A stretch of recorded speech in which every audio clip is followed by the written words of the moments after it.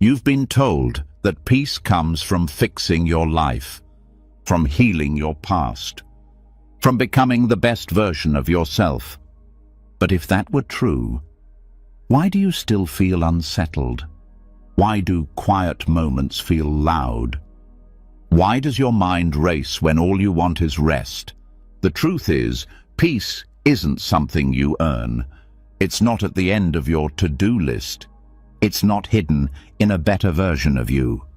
Real peace, the kind that sinks into your bones, comes from letting go, not from having more, but from needing less, not from chasing, but from stopping, from stillness, from seeing clearly.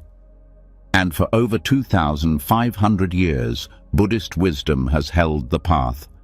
Not a religion, not a rule book, a quiet invitation to come home to yourself, to stop believing every thought, to stop carrying what was never yours, to stop chasing a version of life that only makes you tired. Tonight, something shifts.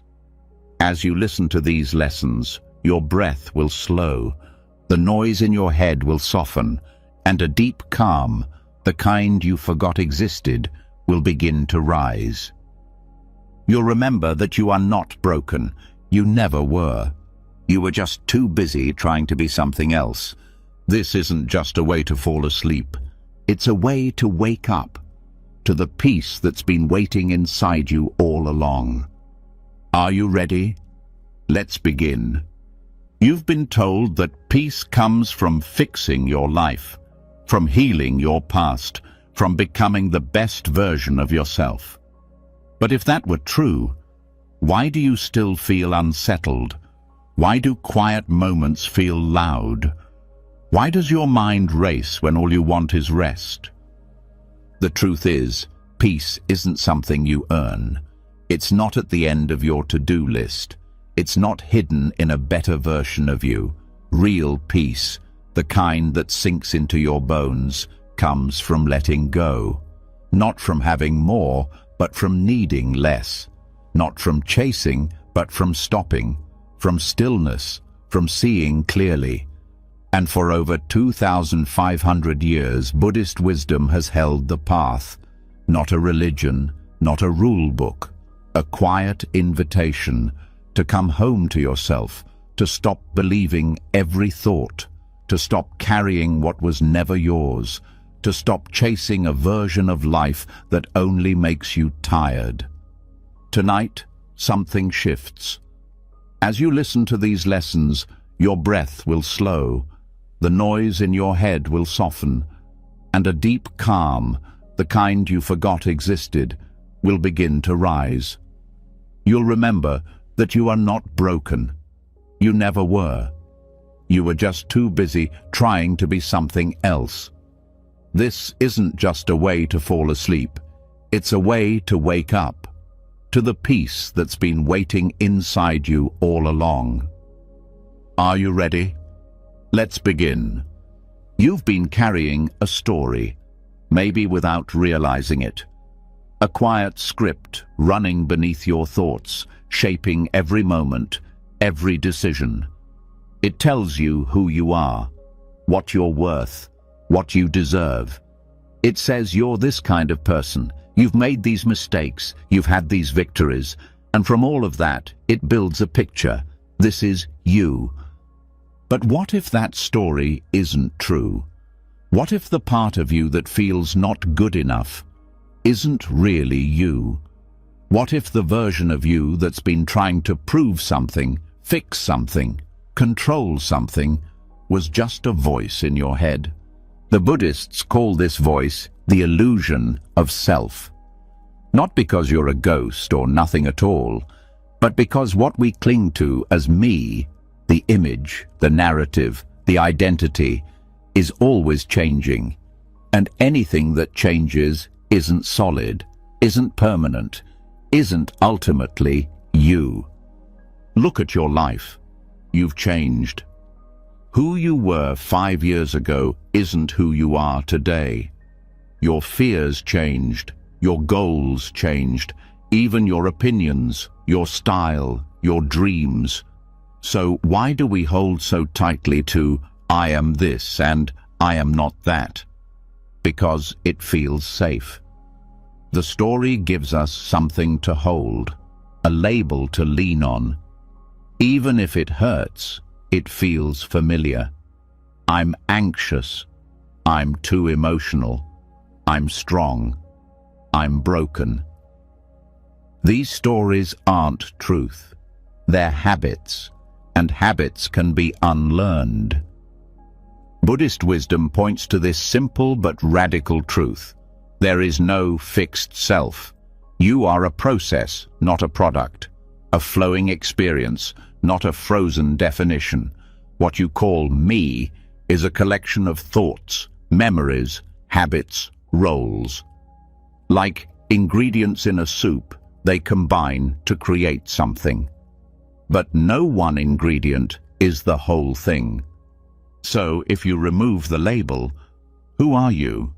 Not nothing, but not someone who needs to be constantly judged, compared, validated, or defended. You're not your job, not your failures, not your trauma, not your success, not your body, not even your thoughts. All of those things arise and pass. They appear in you, but they are not you.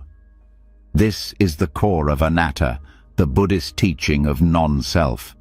It's not about erasing yourself. It's about seeing that what you've taken to be yourself was never solid to begin with. You are like the sky, open, spacious, and your thoughts, emotions, and stories are just clouds passing through. When you stop clinging to the clouds, you rediscover the sky. And in that space, something beautiful happens. The pressure lifts. You don't need to keep proving yourself. You don't need to fix yourself. You don't need to worry if people understand you, approve of you, accept you. Because you're not trying to hold a perfect image anymore. You're just here, breathing, living, being. So much of our suffering comes from the need to defend the story. If someone criticizes you, you feel attacked. But if you don't cling to a fixed me, there's nothing to defend. Their words float by. They don't land. If you make a mistake, you don't spiral into shame. It's just an action, not an identity. If someone else succeeds, you don't feel like you've failed. Their path doesn't threaten yours, because you're not in a race to prove your value. Letting go of identity doesn't make you passive.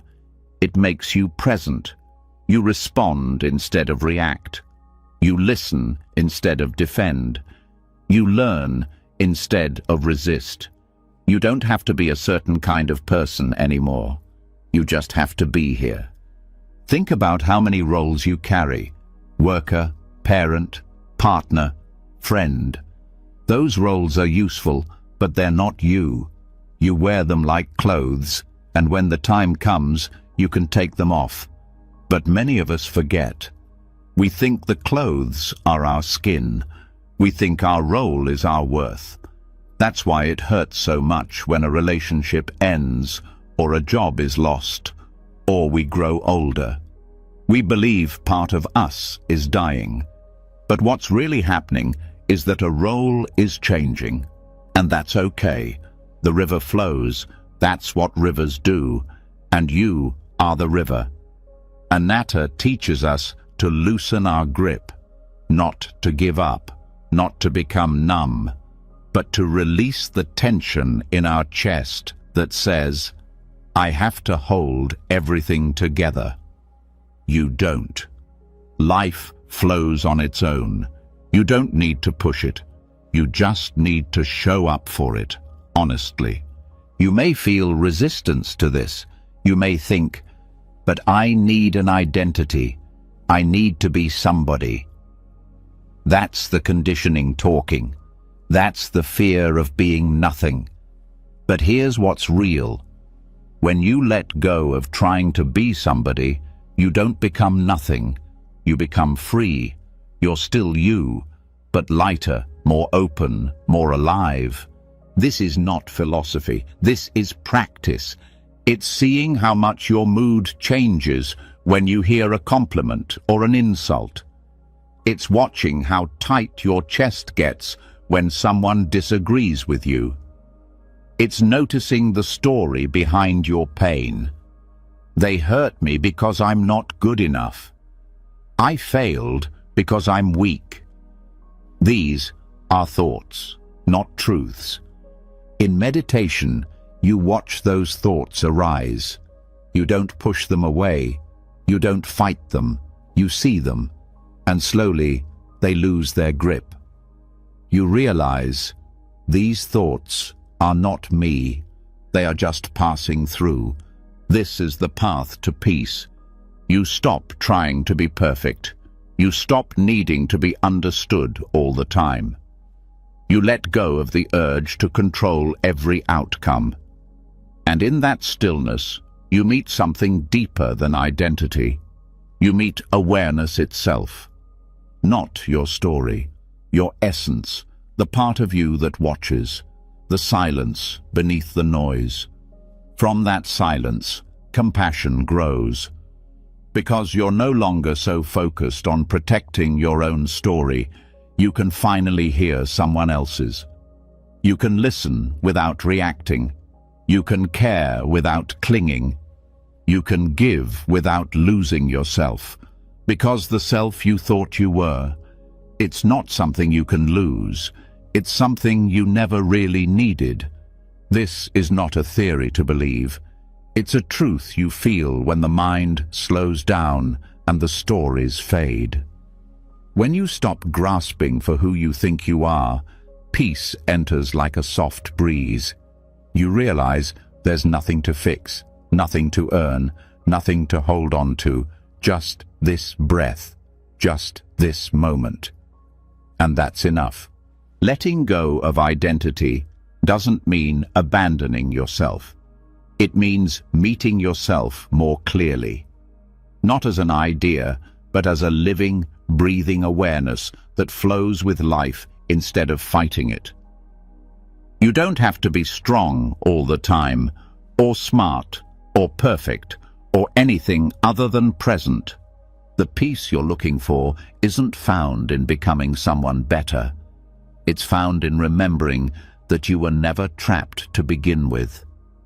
You just forgot that you're the sky, not the clouds, the witness, not the worry, the open space, not the small story.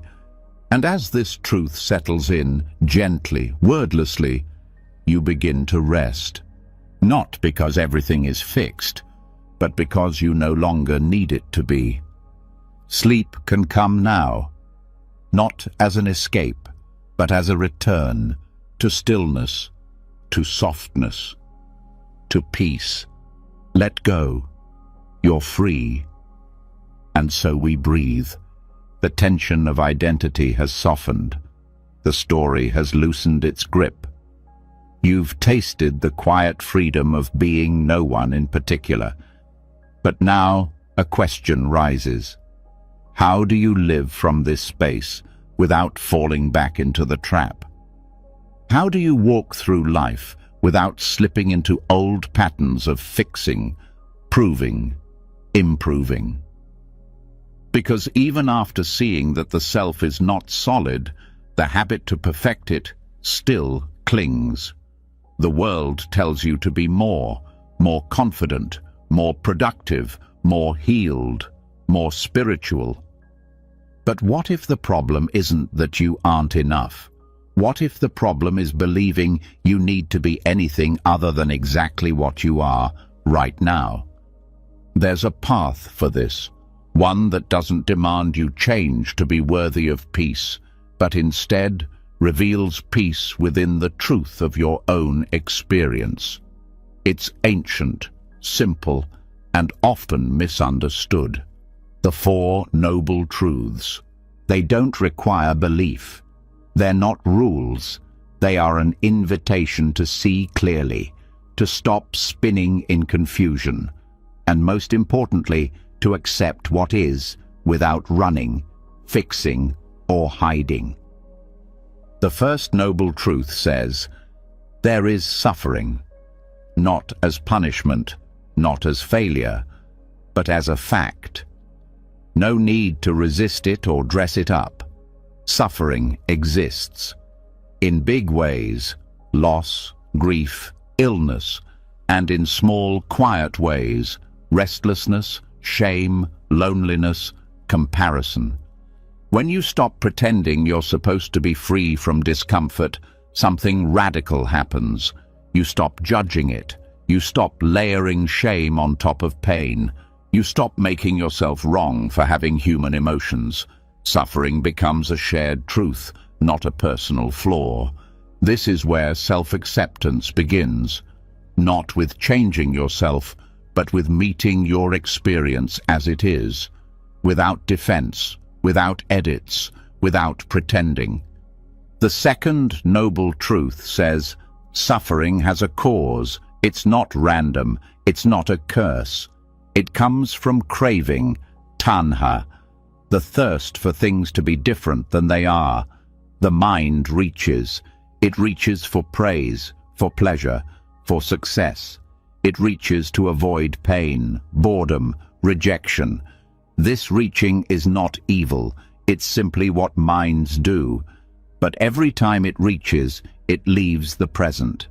It abandons now, and that abandonment hurts. Craving creates a split. One part of you is here, and another part is chasing an ideal. You become a stranger to your own moment. The craving says, I'll accept myself when I'm better. I'll relax when I'm healed. I'll love myself when I've fixed all the flaws. But peace is never in the future. It's always now, which means radical acceptance can only happen here, within the truth of what is, not what should be.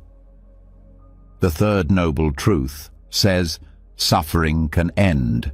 That thirst doesn't have to control you forever. You're not doomed to chase the next version of yourself endlessly. Peace isn't a reward for fixing everything. It's the result of releasing the chase. But this isn't passive. It's not about giving up or being lazy. It's about finally stopping the inner war.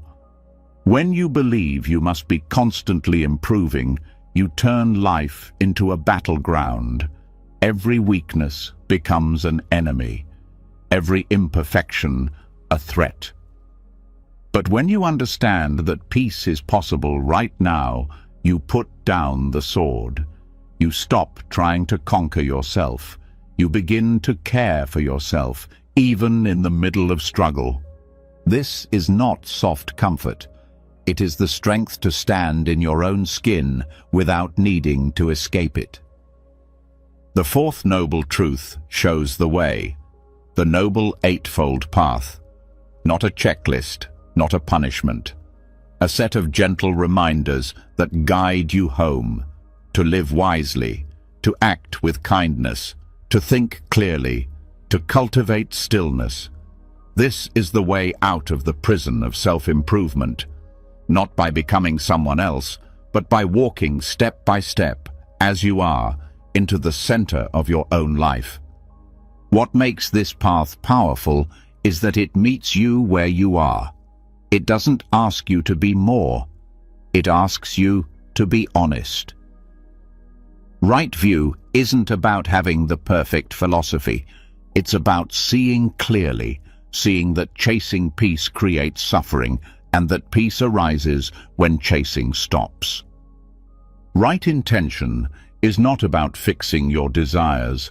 It's about aligning your heart with truth. Do your intentions come from fear or love, from ego or compassion? This is where you learn to trust what is soft, not what is loud, what is honest, not what is impressive. Right speech becomes a mirror. You notice how often you talk to cover up shame, to prove worth, to defend identity. When you speak less, you hear more. You hear your own longing.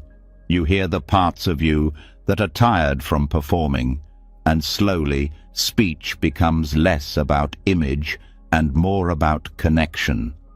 Right action is the practice of embodiment, not trying to be good, but living from wholeness. When you stop chasing a better version of yourself, your actions become cleaner. You help others because you care, not to earn approval. You set boundaries not to protect an ego, but to protect peace. Right. Livelihood becomes a question of harmony. How do you make a living without abandoning your integrity? Not how much money do you earn, but how much of your soul do you spend to earn it? When you stop needing your job to define your worth, you free yourself to live with purpose, not pressure. Right effort is one of the most misunderstood. It doesn't mean pushing harder. It means applying energy with wisdom, not to control life, but to stay with what matters. You learn to recognize when effort becomes force, when doing becomes escaping. Right effort means choosing presence over perfection, again and again. Right. Mindfulness is the anchor. It pulls you out of stories and back into sensation. Instead of trying to be peaceful, you feel the breath. Instead of fixing emotions, you feel them arise and pass. Mindfulness is the practice of returning, not once, but constantly. Returning to now, returning to the only place radical acceptance lives. Right. Concentration is about deepening presence, not clinging to calm, but learning to stay. When the mind wants to escape, you stay. When discomfort comes, you stay. You train the heart to be still, not because the world is perfect, but because you are done running. Together, these 8 aspects are not a ladder to climb. They are a circle, a rhythm, a way of being. You don't master them one by one. You live them softly, honestly, in your own way. Not to earn peace, but because you are tired of resisting it. Radical acceptance begins where the path begins, with seeing clearly. That means you don't have to hide from your pain. You don't have to pretend to be okay. You don't have to explain your worth. You don't have to heal everything before you're allowed to rest. You just have to stop fighting what's already here. The habit to fix yourself is strong. It's rooted in fear. The fear that if you stop trying to improve, you'll fall apart, that you'll be judged, forgotten, unloved. But ask yourself, has endless self-improvement made you peaceful or exhausted? The 4 noble truths don't demand that you transcend your humanity. They invite you to inhabit it, to stop chasing happiness and start understanding suffering, to stop needing to be more and start living with what already is. Acceptance doesn't mean you like everything about your life. It means you stop waiting to love yourself until everything changes. It means you treat your suffering not as a problem, but as a doorway, a teacher, a guide. This path is not about fixing, it's about freeing. You're not asked to become worthy. You're asked to remember that you already are. That the anxiety is not proof of your failure, it's proof that you care. That the sadness is not weakness, it's part of being awake. That the discomfort is not a sign you're broken, it's a sign that something true is stirring. And when you meet yourself here, without resistance, something shifts. The endless hunger softens. The harsh voice fades. The need to be someone else quiets. You learn to sit with yourself the way you would sit with a child. Gentle, present, honest. You don't demand perfection from the child. You hold space. You listen. You let them feel what they feel. You begin to offer yourself the same. Radical acceptance is not an endpoint. It's a daily practice. It's a commitment to return over and over to the truth of this moment.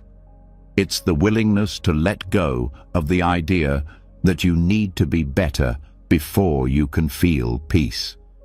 It's the courage to say, "This is where I am, and this is enough." From that place, you stop striving, not because you've given up, but because you've finally arrived. You are not here to become someone perfect. You are here to wake up to who you already are beneath the layers of judgment. You are not here to escape suffering.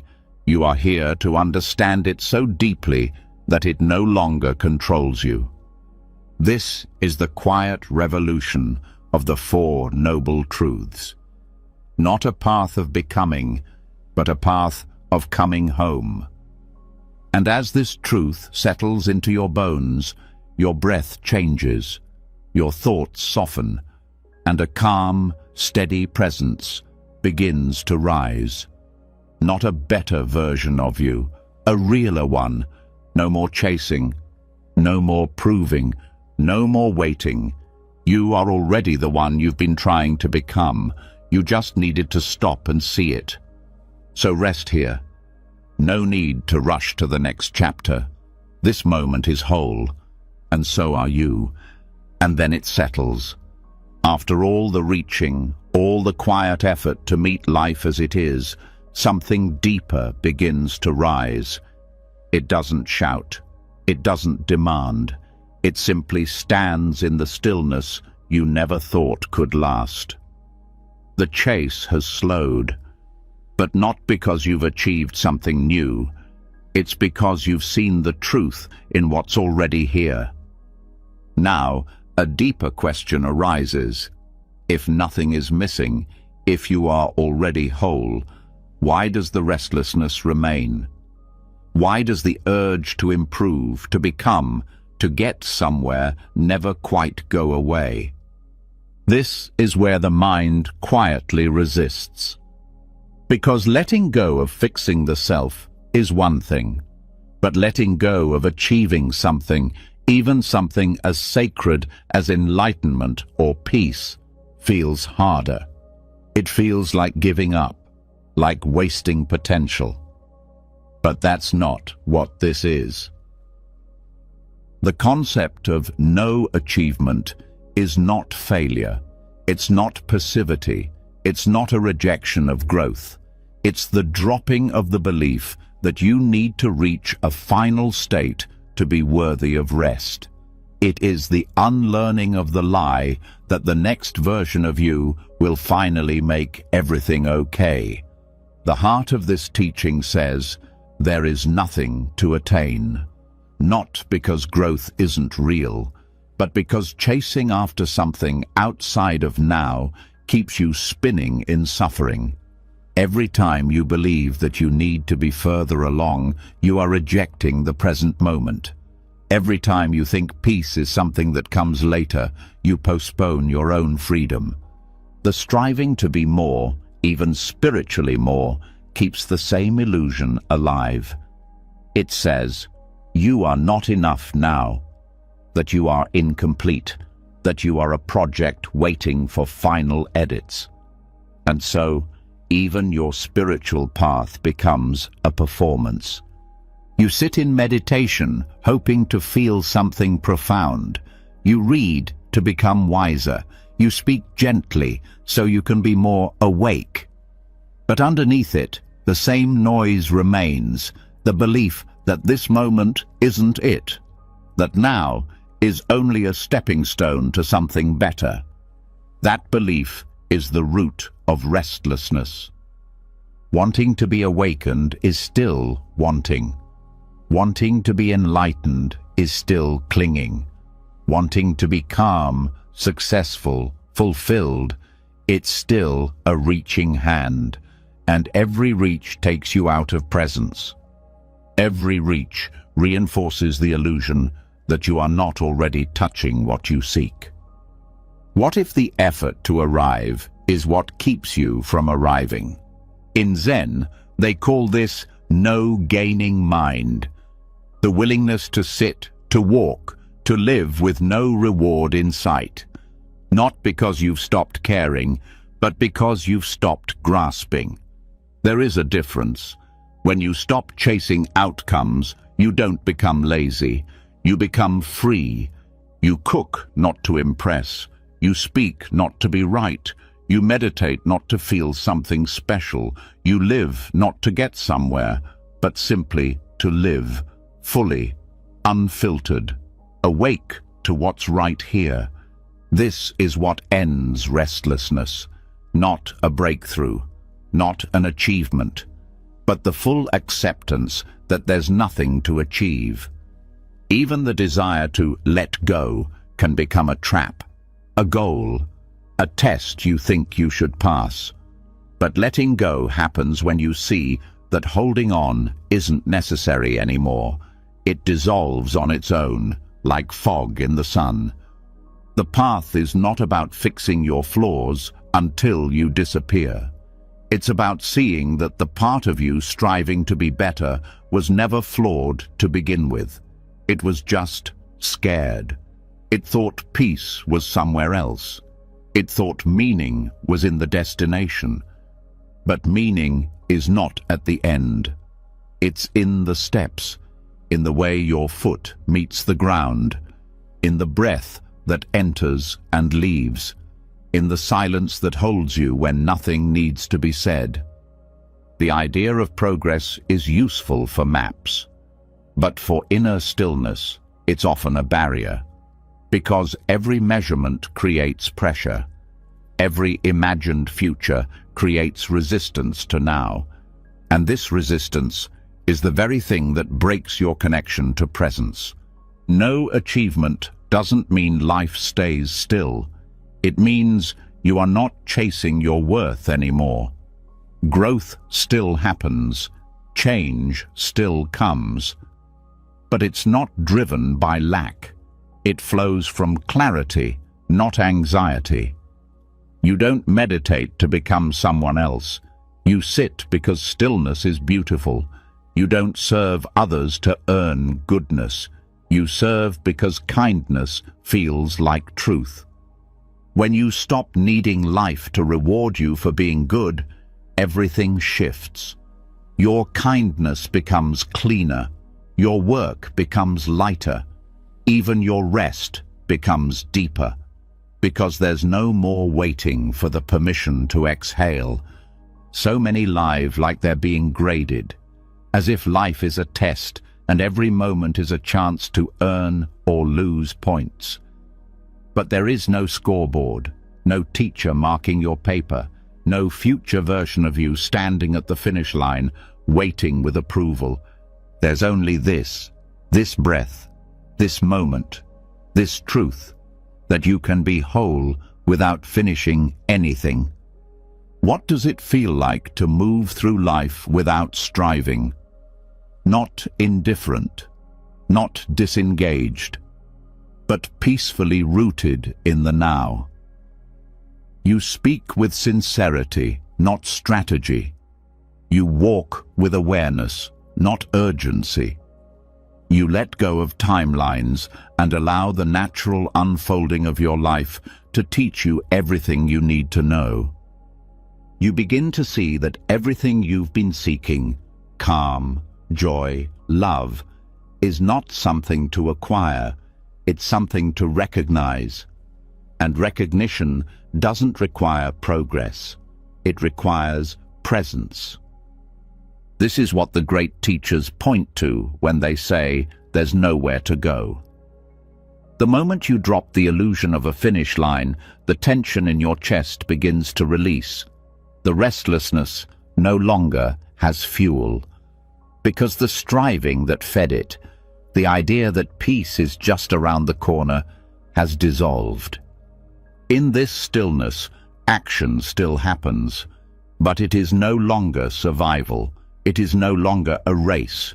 It is no longer tied to an identity in need of proving. You write not to be a writer. You love not to be lovable. You practice not to be awakened. You just live, and that becomes enough. Even the word practice changes meaning. It's no longer rehearsal for a perfect version of you. It becomes a form of presence, a way of remembering, a rhythm that roots you in what is real. When you stop measuring your inner life like a project, you start trusting your life as it is.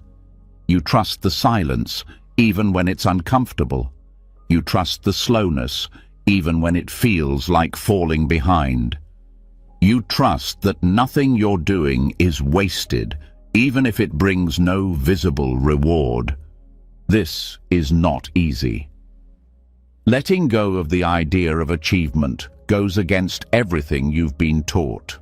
From childhood, you were praised for performance, rewarded for reaching goals, conditioned to chase the next success. To stop doing that feels dangerous, like disappearing. But what disappears is not you. What disappears is the constant pressure to be more. And what remains is something deeper, truer, a self that is not earned but discovered. This is where peace lives. In the moment you stop asking, "Am I enough yet?" and start living as if the question never needed to be asked. Restlessness doesn't always feel dramatic. Sometimes it's subtle. A tension in the background, a sense that you should be further along, a feeling that you're not quite there. But what if there doesn't exist? What if you are always here? And what if here is not a problem? The more you see this, the more rest becomes natural. You no longer need to be taught how to relax. You just stop interfering with the relaxation that was already possible, like stopping the stirring of water so it can settle on its own. Even your goals soften.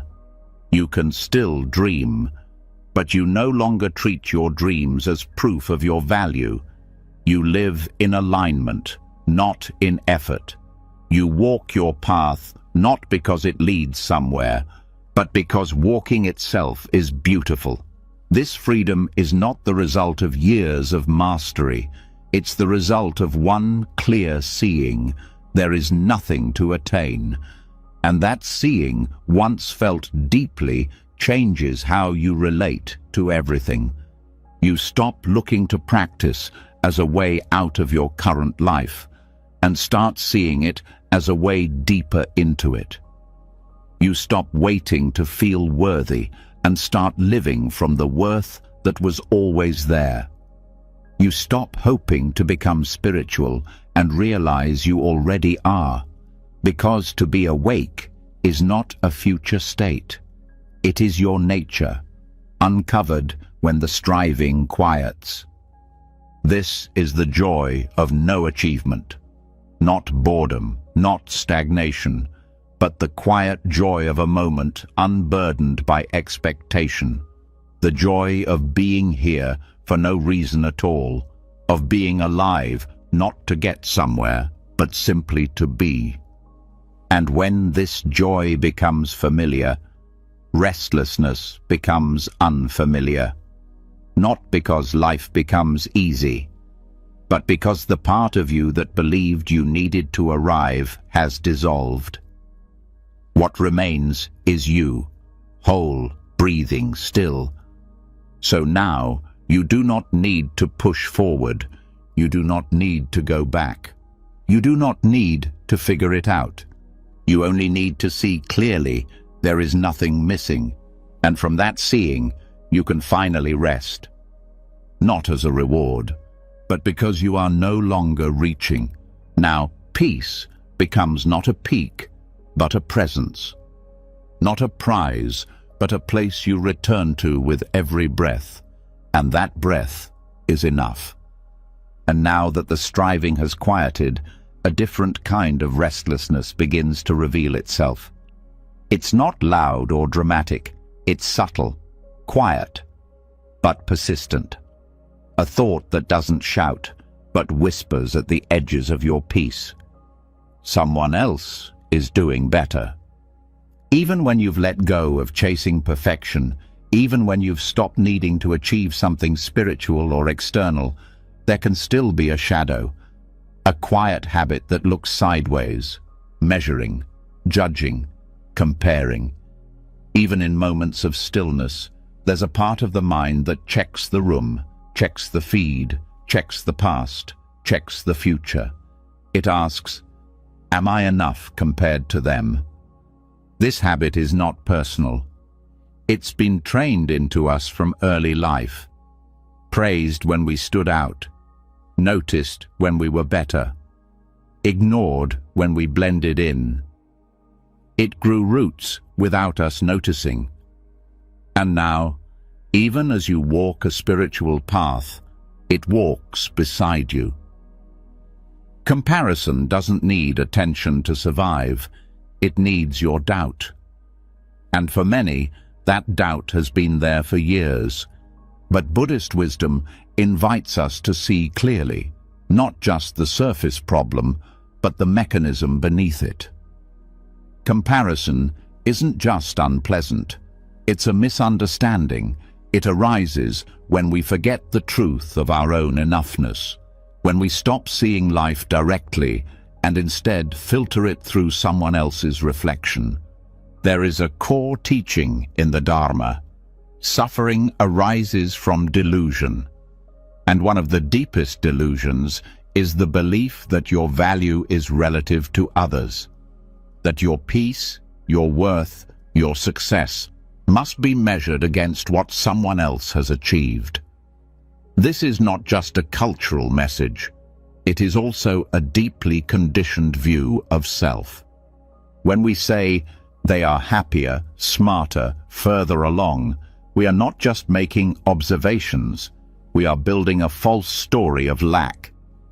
That story says, if I don't have what they have, I must be behind. But behind what? What race are we running?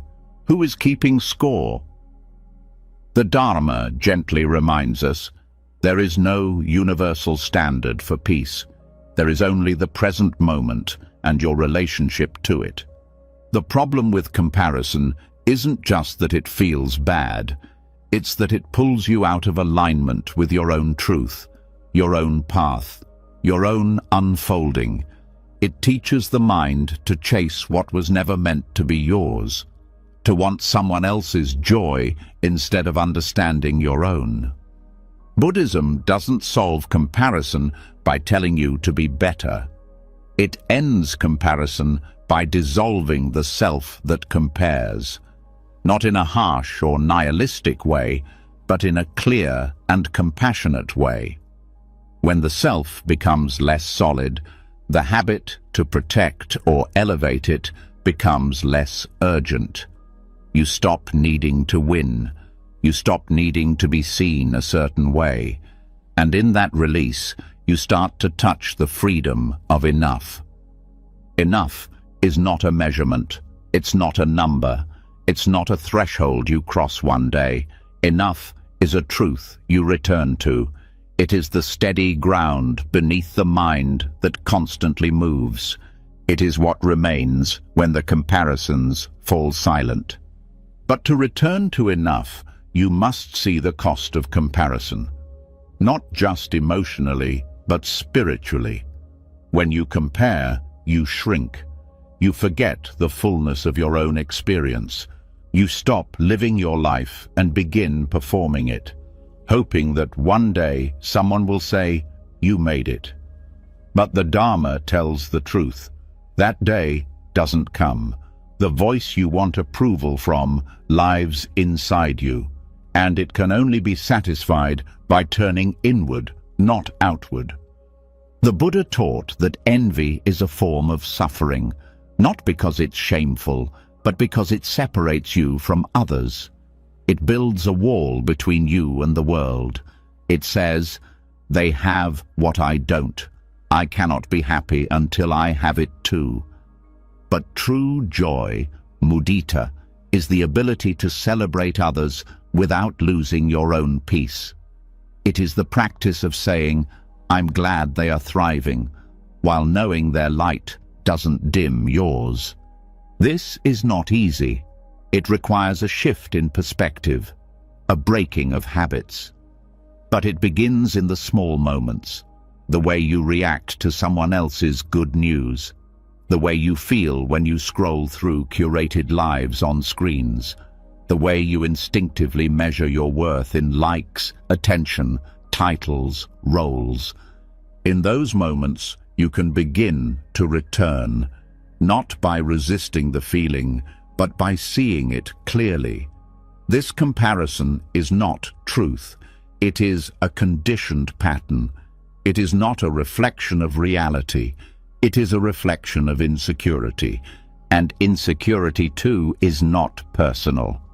It is a result of believing that peace must be earned by becoming better, the same misunderstanding that drives all suffering.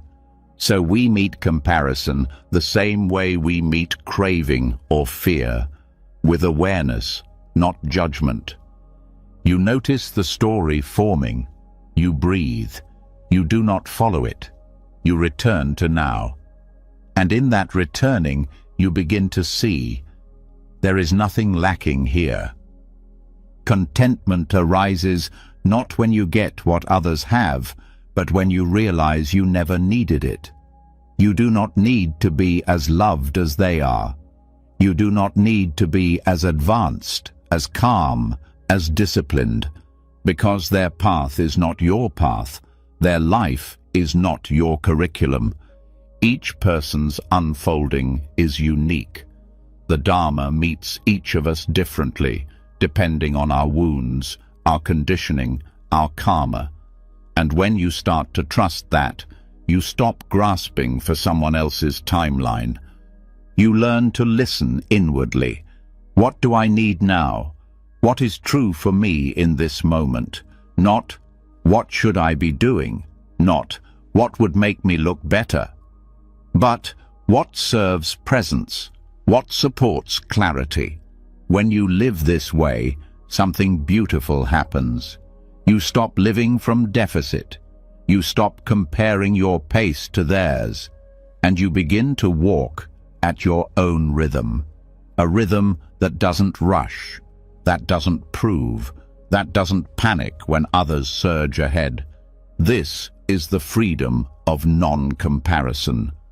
Not because you've achieved more than others, but because you've stepped out of the game. You no longer need to win, because you've remembered there is no race. This remembering doesn't make you passive, it makes you grounded. You still grow, you still evolve. But not from pressure, not from fear, from trust, from joy, from the deep understanding that your life is unfolding exactly as it needs to. Gratitude begins to replace envy. Clarity begins to replace judgment. You stop interpreting someone else's joy as your failure. You stop measuring your reflection by the standards of someone else's mirror. And slowly, the silence grows. The mind, no longer comparing, becomes still. And in that stillness, enoughness is not an idea. It is a felt reality. You begin to feel full, not because you've achieved everything, but because you are no longer seeking to match anyone else. Buddhist teachings do not shame comparison. They reveal it. They shine a light on its root. And that root, always, is the belief that you are separate, that you must compete, that life is limited, and that someone else's gain is your loss. But the truth is abundance, not material abundance, but the inner abundance that knows there is room for all, room for many kinds of joy, many expressions of wisdom, many timelines, many truths. There is no single version of a good life, no universal definition of awakening, no ranking of souls. You are not behind, you are not late, you are not lesser. You are simply here. And here is always enough. To live without comparison is to return home to yourself. Not a smaller version of you, but a fuller one. A version that knows you are not more peaceful when you finally catch up, but when you stop running altogether. Now, the peace you've been searching for doesn't arrive with achievement. It arises with understanding. And understanding deepens when comparison fades. This is the Dharma of enough, not a concept to repeat, but a truth to live. To walk through each day not needing to be better than anyone, but present with what is. To measure not how far you've come, but how closely you're living in alignment with this moment. And if you ever forget, the practice is simple. Return. Come back to now. Come back to breath. Come back to yourself. There's nothing missing. There's no one to become. You are already whole. Not in comparison, but in essence. That's the truth you carry forward now. Quiet, clear, unshaken. Enough. When the noise of comparison fades, something unexpected appears in its place. Not peace immediately, but space. And in that space, a deeper question rises. What have you been filling your life with to avoid hearing what's really there? Even when the outer world is quiet, the mind often isn't. Thoughts continue, commentary loops, reactions spin. The absence of noise is not the same as the presence of stillness. To truly hear yourself, not your opinions, not your fears, not your goals, but the quiet center beneath all of it, requires something even rarer than silence. It requires noble silence. This silence is not the absence of sound. It's the absence of unnecessary speech, the absence of noise that serves no purpose but to distract, cover up, or avoid. Noble silence is not just about keeping your mouth closed.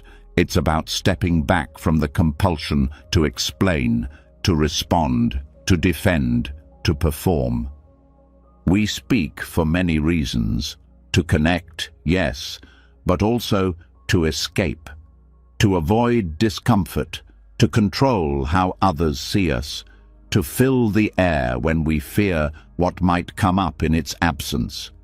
Speech becomes a way to edit ourselves in real time, to polish the self we want others to perceive. And when we're constantly speaking, we're rarely listening, not to others and not to ourselves. Intentional silence is a return. It brings the mind closer to the heart. Without the need to speak, something inside relaxes. The pressure to perform softens. The need to impress fades. What's left is honesty, not the kind spoken out loud, but the kind that arises when there's no audience, when there's nothing to maintain, when there's simply presence. Buddhist traditions often encourage periods of noble silence as part of retreats, meditative practice, and daily life. It's not just a technique, it's a doorway, a way to break the habit of speaking without awareness. A practice that shifts the center of gravity from the external to the internal. When you stop talking, you start noticing. You notice your own mind more clearly, how quickly it reacts, how often it judges, how frequently it plans the next thing to say. You begin to see how much energy is spent constructing and defending the identity you present to the world. Silence reveals what speech covers. It is not always comfortable. In fact, at first, it may feel awkward, even anxious. Without words, the usual patterns lose their anchors. You may feel exposed, restless. But this discomfort is not a sign of failure. It's the mind detoxing from overuse. It's the raw truth rising to the surface now that nothing is being said to suppress it. And in that raw truth, healing becomes possible. Not because you're fixing yourself, but because you're no longer running from yourself. Noble silence is not withdrawal, it's re-engagement, a deeper meeting with what's really alive in you. Silence also reveals the quality of your inner dialogue. When the outer voice quiets, the inner voice becomes louder. You start to hear the way you speak to yourself, whether your thoughts are kind or cruel, whether they uplift or tear down. In this way, silence becomes a mirror, one that cannot be escaped. But this mirror is not meant to shame, it's meant to clarify. Once you see what you're saying to yourself, you can begin to shift it. Not by force, but by awareness. You realize that not all thoughts are true, not all thoughts are useful, and not all thoughts are yours to believe. This is the quiet revolution of noble silence. It does not demand that you fix your mind. It simply shows you your mind. And in seeing it clearly, you no longer need to react to it. You begin to make space. Space between thought and action. Space between impulse and response. Space between discomfort and reaction. And in that space, peace lives. Silence also reveals your deeper longings. When the noise fades, what remains is often a quiet ache, a longing for connection, for meaning, for rest. And when those longings are no longer drowned in conversation, you can meet them with presence rather than avoidance. The stillness becomes a kind of sanctuary, not a place to escape the world, but a place to meet the world more clearly. You begin to see that most conversations are not about truth. They are about ego, about comfort, about identity. And while speech can be beautiful, it is rarely as necessary as we believe. Noble silence doesn't mean avoiding others. It means relating to others with presence, with fewer words and more awareness, with listening that is full, not just waiting to respond, with the humility to realize that sometimes the best gift you can offer is your attention, not your opinion. In this way, silence strengthens relationships. It removes the need to dominate, to interrupt, to prove. It makes space for others to unfold without pressure. It allows you to witness rather than control. And it does the same for your relationship with yourself.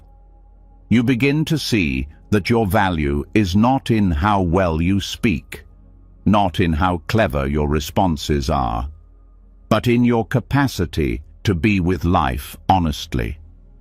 There's a kind of strength that grows in silence, not the hard strength of armor, but the quiet strength of presence, the strength that doesn't need to fill the room, that doesn't need to be right, that doesn't need to be seen to be real. From this silence, decisions become clearer, because you're no longer reacting to the noise, you're no longer pulled by urgency. You can feel the deeper current beneath the surface tension, and you begin to trust it. You speak less, but when you do, your words carry more weight. They're rooted. They come from depth, not from performance. They come from a silence that has touched truth. And this truth begins to change everything. It shows you where you've been hiding behind words. It shows you what you've been avoiding in noise, and it gently invites you back to the present, because the present doesn't need to be narrated. It just needs to be lived. Noble silence also reveals the mind's addiction to movement. Even without speech, the inner voice may continue, planning, commenting, judging. But as you continue the practice, even that begins to soften. Not because you force it to stop, but because you no longer give it your full attention. You learn to rest in awareness itself. Not the content of your mind, but the space behind it. The silent watcher. The place within you that doesn't need to think to be alive. That doesn't need to speak to be real. This awareness is always present, but it is easiest to access when you are still, when the distractions are few, when you're not reaching for the next sentence or the next validation. This awareness is not a mystical state. It is your natural state, uncovered when everything else falls away.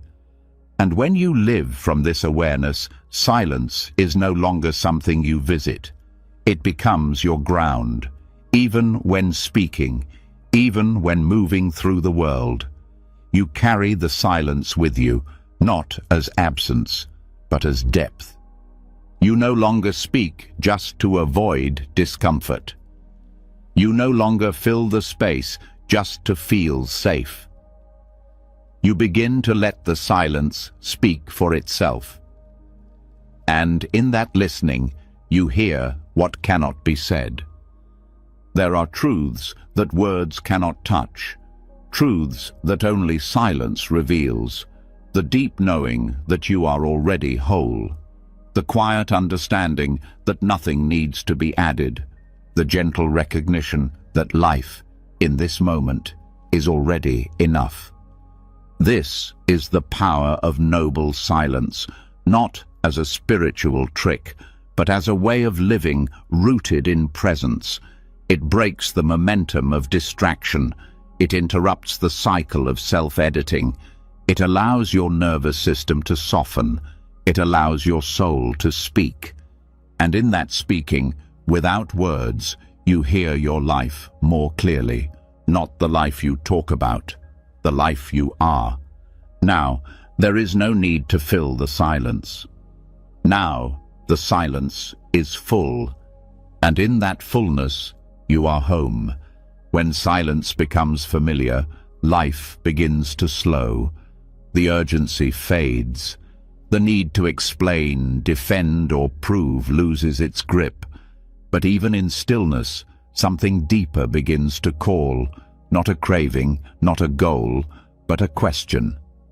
How can life be lived in a way that stays close to this calm?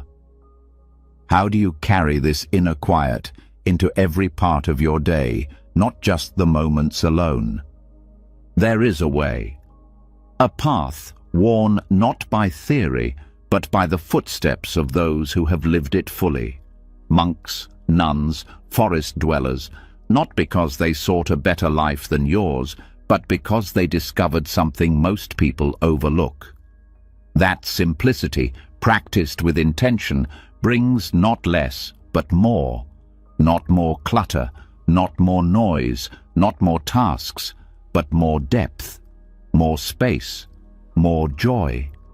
The joy that arises from simplicity is not made of excitement. It is not found in big achievements or rare moments. It does not need to be chased. It's the kind of joy that comes quietly, like light at sunrise, unnoticed until everything looks softer. The monastic way is not about deprivation.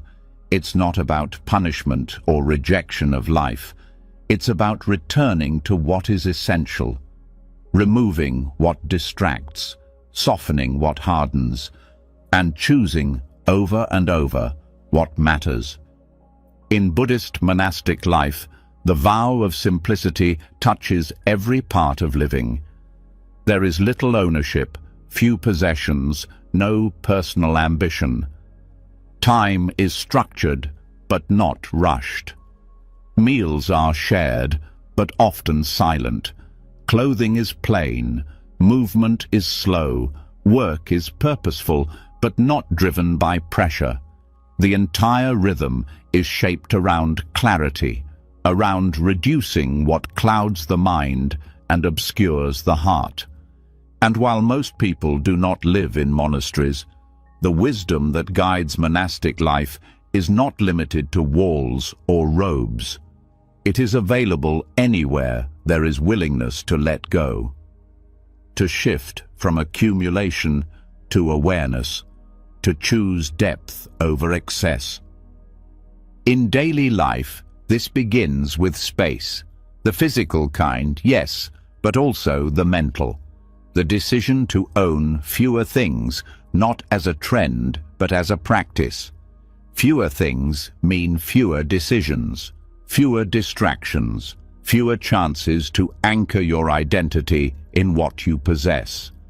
Every object carries energy. Every possession asks for attention. When you begin to release what is not necessary, you create room for what truly supports your peace. But simplicity is not just decluttering your house. It's decluttering your day. The way you spend your time reflects what you value. Monastic life protects time, not with strict rules, but with intention.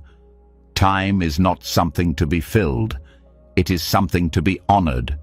Busyness is often worn like a badge of honor, but beneath it is often avoidance. Avoidance of silence, avoidance of discomfort, avoidance of being alone with what you feel. But simplicity removes the need to stay busy to feel worthy. It replaces doing more with being more present. This also means learning to say no, not to reject life, but to protect its quality. Monastic wisdom values boundaries, not out of selfishness, but because peace cannot grow where there is constant noise. When you simplify your commitments, you give yourself back the chance to show up fully for what remains. Monastic simplicity is rooted in humility.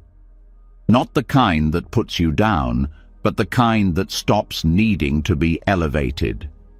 When you stop trying to stand out, life becomes lighter.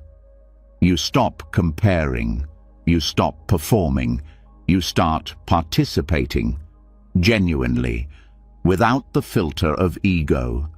Humility brings you closer to others. It removes the invisible wall that status and pride create. It lets you ask for help. It lets you listen more than speak. It allows you to be wrong without collapse. It allows others to shine without dimming your light. And it deepens your joy. Because joy doesn't thrive in a performance. It thrives in presence. In being right where you are, without needing to prove that you belong. Monastics eat simply, live simply, walk simply, not because they lack options, but because they have seen that options are not what bring peace. Peace comes from depth, from attention, from relationship. And you can have that too without leaving your home. Start with food, not as a diet, but as a practice. Eat slowly, eat without distraction. Prepare your meals with care, even if they are small. Let your attention infuse what you do. That's where sacredness begins, not in the food itself, but in the way you meet it. Do the same with your tasks. Whether washing dishes or answering emails, do one thing at a time. Not because it's faster, but because it's clearer. When you simplify your attention, your mind becomes less tangled. When your actions are whole, your energy returns. Monastic simplicity also means learning the value of silence in relationships. Not every moment needs to be filled with words. Some of the deepest connections grow in shared stillness, in honest presence, in being together without needing to entertain or impress. When you carry simplicity into how you relate, you begin to notice how much energy goes into saying what isn't needed, into trying to be liked, into smoothing over awkwardness. But when you release that pressure, you discover something easier. Real connection requires less than you thought. You also begin to live more slowly, not out of laziness, but because you no longer rush past life. The monastic pace is unhurried because it trusts the unfolding. When you stop measuring your worth in productivity, you learn to rest without guilt. You learn to move without fear. You begin to experience the joy of a single moment, fully lived. Even your thoughts simplify, not by force, but by rhythm. A slower life reveals the excess thinking that never needed to happen. And when your life becomes less chaotic, your mind becomes less reactive.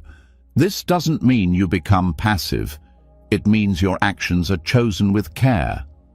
When you're no longer ruled by impulse, everything becomes more intentional. You speak because something true wants to be said.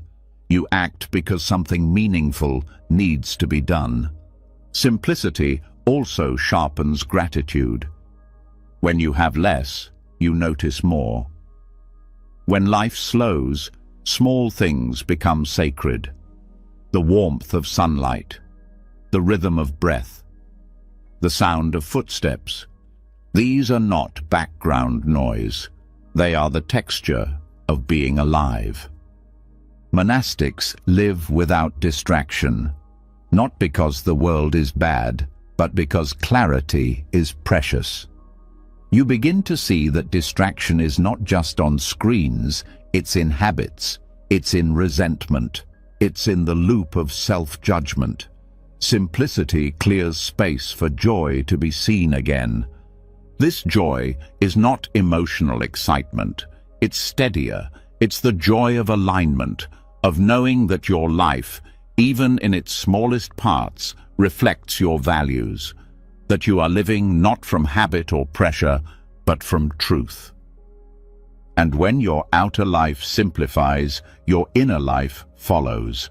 You become more receptive, more open, more grounded. You don't need to chase experiences to feel alive. You are already here, fully. Monastic wisdom reminds us, enough is a decision, not a destination. When you live with less but feel full, you understand abundance. You understand that simplicity is not about lacking, but about letting go of what covers joy. So now, after the silence, you step into life again, not with more, but with less. Less clutter, less distraction, less effort to be something else. And in that less, you find more. More peace, more presence, more joy. Not joy that shouts, but joy that stays. When life slows and simplicity takes root, a new clarity begins to surface. The noise fades, distractions lose their power, and what was hidden beneath everyday busyness starts to reveal itself. And often, what surfaces is craving. Quiet, persistent, deeply conditioned craving. Not just for things, but for feelings, experiences, outcomes, recognition. A longing that doesn't shout, but tugs softly at the mind, telling you there is something missing, something more. Even after simplifying your life, even after removing what's not essential, desire still follows. You may not want more objects, but there may still be hunger for approval, for stimulation, for escape, for perfection. In Buddhist teachings, this is called tanha, often translated as thirst. It is the root of suffering, Not because wanting is wrong, but because craving always pulls you away from now. Tanha is not about intention or value. It's not the same as aspiration or healthy motivation. It is about attachment. It is the feeling that unless you have or become or achieve something, you cannot rest. It is what keeps you slightly tilted toward the next thing, the next moment, the next version of peace. This is the most subtle trap, because craving doesn't always feel frantic. It can feel like hope. It can feel like progress. It can feel like something good. But underneath it is tension, a sense that this moment is incomplete, that now is not enough, that you are not enough, and that unless something changes, peace will remain just out of reach. Wanting less doesn't mean suppressing desire. It means understanding it, seeing how it arises, feeling its energy in the body, noticing how it creates stories in the mind. When you become familiar with the process of craving, you no longer need to obey it. You no longer confuse it with truth.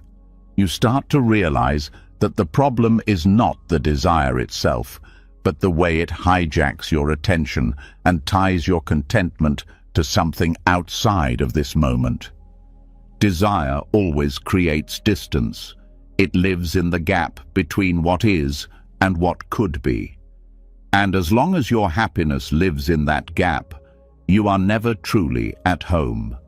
You are always waiting, always slightly leaning forward, always postponing rest. Buddhist practice invites you to watch desire not with judgment, but with curiosity. What happens in your body when craving arises? What thought follows it? What do you believe you will feel when you finally have what you want? And is that feeling truly missing now, or is it just buried beneath the craving itself? Craving often promises joy, but delivers anxiety. It creates a cycle of hunger and dissatisfaction. Even when you get what you want, the satisfaction fades quickly. The mind moves on. A new longing appears, a new idea of fulfillment, and so the chase continues, even when nothing is truly wrong. This is how Tanha traps you, not with force, but with restlessness. It makes you think that more will finally be enough. But when you examine closely, you see it never is, because the habit of wanting becomes stronger than the content of the desire. So you begin to practice renunciation, not in a harsh way, not as punishment, but as clarity. Renunciation is not about denying joy. It is about no longer confusing joy with grasping. It is about learning that you can enjoy something without needing to possess it, that you can meet beauty, pleasure, connection without the tension of clinging. Wanting less doesn't mean removing beauty or richness from your life. It means removing the anxiety that says, "I need this to be okay." It means releasing the fear that if you don't get what you want, something is wrong with you or with life. This shift is powerful. It turns your attention inward, not because the outer world is bad, but because the root of restlessness is never out there. It's always in how you relate to what is.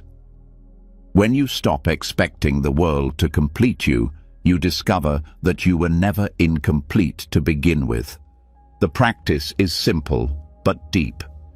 Each time desire arises, you pause, you notice, you feel its pull, you name it, and you choose to stay with it without acting on it, not to repress it, but to know it. You watch as the craving rises and peaks and dissolves, and in that watching, you begin to unlearn the habit of always moving toward. You discover that peace is not the result of having less or more. It is the result of needing less. And that kind of peace is unshakable because it doesn't depend on conditions. It doesn't depend on timing. It is not delayed. It is immediate, the moment you release the grip. The Buddha pointed to this clearly. Craving is the cause of suffering, not because desiring is evil, but because the identification with desire creates a false self. A self always reaching, always aching, always unsatisfied. But when you rest in awareness, you are no longer the one who craves. You are the one who sees. This awareness does not deny desire. It simply refuses to be controlled by it. It allows you to experience wanting without becoming enslaved to it. This is not detachment as indifference. It is freedom as wisdom. From this space, even your desires begin to change. They become quieter, gentler, aligned with truth, not with fear. You may still want to grow, to create, to share, but the desperation is gone. The clinging is gone. The belief that your value depends on the outcome is gone. This leads to true generosity, because you are no longer giving from a place of lack. You are no longer helping others to prove something about yourself. You act from fullness, not from hunger. And this kind of action carries peace with it. It also leads to deeper intimacy. When you want less from others, you see them more clearly. You don't need them to complete your story. You don't demand they fill your gaps. You can love them as they are, not for what they provide. And this love is not dramatic, but enduring. It is not possession, but presence. Wanting less also opens the door to creativity. Because your work is no longer about outcome, it is about expression. It is about truth. You are no longer making art to be seen. You are making it because something inside you is ready to be heard. And perhaps most importantly, you become easier to live with, both for others and for yourself. You are less reactive, less demanding, less caught in highs and lows. Your joy becomes consistent because it is no longer tied to constant fulfillment. It comes from the quiet freedom of enough. This is not something to rush.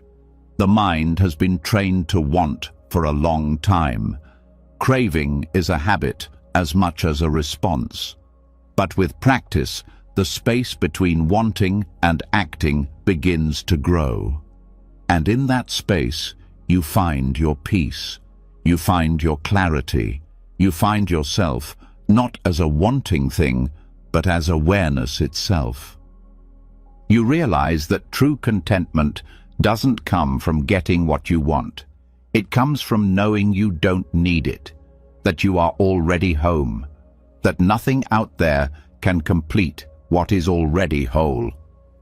Now, desire doesn't pull you. It passes through, like wind through an open window. It may rustle your awareness, but it doesn't move your roots. You are no longer carried away. You are still. And in that stillness, there is joy, quiet, unshakable, real. When the grip of craving loosens and the mind stops chasing what it thinks it needs, another layer of inner weight begins to reveal itself. It isn't loud. It doesn't always announce itself clearly, but it lingers, quietly shaping how you feel, how you respond, and how you carry yourself in daily life. It's the heavy presence of unresolved pain, resentment, guilt, betrayal, shame. What hasn't been forgiven? There is no lasting peace without forgiveness. No matter how much you simplify or how deeply you meditate, the heart cannot fully rest when it holds tight to a wound. Forgiveness is not something extra to consider at the end of a spiritual path. It is the path. Without it, you are still carrying the weight of the past. You are still reacting to old stories, old harm, old versions of yourself and others. In Buddhism, forgiveness is not a command. It's not something you do to be moral. It's something you do to be free. The Buddha never taught it as a duty to others, but as a release of the suffering we continue to create by holding on. When you carry a grudge, you are the one who suffers. When you cling to guilt, even when it seems noble, you tighten the self with judgment. And when the self is tight, everything hurts more. Forgiveness begins as an act of compassion, but not just for others. True forgiveness starts with yourself. That doesn't mean excusing harmful behavior. It means recognizing that you are no longer that person who made that mistake. The person who acted from fear, confusion, or pain is not the same person who now regrets it. And yet, you continue to punish yourself as if nothing has changed. This punishment doesn't bring clarity. It doesn't prevent future harm. It only builds layers of shame, and shame distorts perception. It keeps you in a cycle of unworthiness. It blocks you from fully showing up in your life because part of you still believes you do not deserve peace. But the teachings on emptiness offer a doorway through this. They remind you that there is no fixed self, no permanent person who did something wrong. The person who caused harm was the product of conditions, thoughts, emotions, ignorance, past wounds. Not an evil soul, but a confused mind. Understanding this does not excuse behavior. It places it in a broader truth. Things arise because of causes and conditions. And when conditions change, outcomes change. When you forgive yourself, you are not saying what happened was okay. You are saying you no longer need to suffer in order to learn. You are releasing the idea that growth requires punishment. Instead, you allow healing to happen through awareness and responsibility, not guilt and self-hatred. This shift opens space. Space for tenderness, honesty, and change. And from that space, forgiveness of others becomes more possible. Because when you understand your own pain with compassion, you begin to see the pain in others more clearly, not as justification, but as reality. People hurt others because they are hurting, because they are confused, because they do not see clearly. This is not romanticizing harm. It is recognizing that harmful actions come from a place of blindness, not truth. And when you cling to what someone did, when you keep feeding the story, you bind yourself to their ignorance. You become trapped in their pain. Forgiveness is the refusal to let that pain define your future. It is not forgetting. It is not pretending. It is looking clearly at what happened and choosing not to carry the bitterness forward. You stop drinking the poison you hoped would hurt someone else, and you allow your heart to rest. In Buddhist practice, metta, loving kindness, is a powerful gateway into forgiveness, not as a feeling, but as an intention. You begin by wishing yourself well. Even if it feels false, even if the mind resists, you plant the seed. May I be free from suffering. May I forgive myself. May I begin again. From there, you extend the same wish to others, not just those you love, but those who hurt you. Not because they deserve it, but because hatred is heavy. This does not mean you allow harm to continue. Forgiveness does not remove the need for boundaries. In fact, it clarifies them. Because you are no longer reacting out of anger, you can act from wisdom. You can say no clearly. You can walk away without revenge. You can speak truth without cruelty. This is what freedom looks like when it is lived.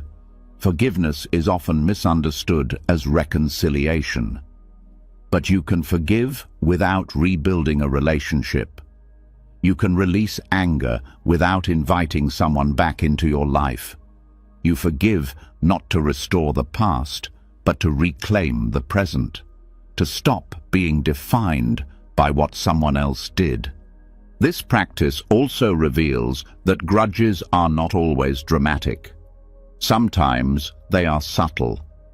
A small resentment, a grudge toward a parent, a friend, a co-worker, even a stranger, or the old bitterness toward yourself for not being stronger, wiser, faster. But every grudge, no matter how small, keeps part of your heart closed. And a closed heart cannot fully receive joy. You may notice that the mind resists this. It says, but they never apologized, they never suffered, they don't deserve forgiveness. And that might be true, but Buddhist teachings ask, do you deserve to stay bound to that pain? Do you want your peace to depend on someone else's behavior?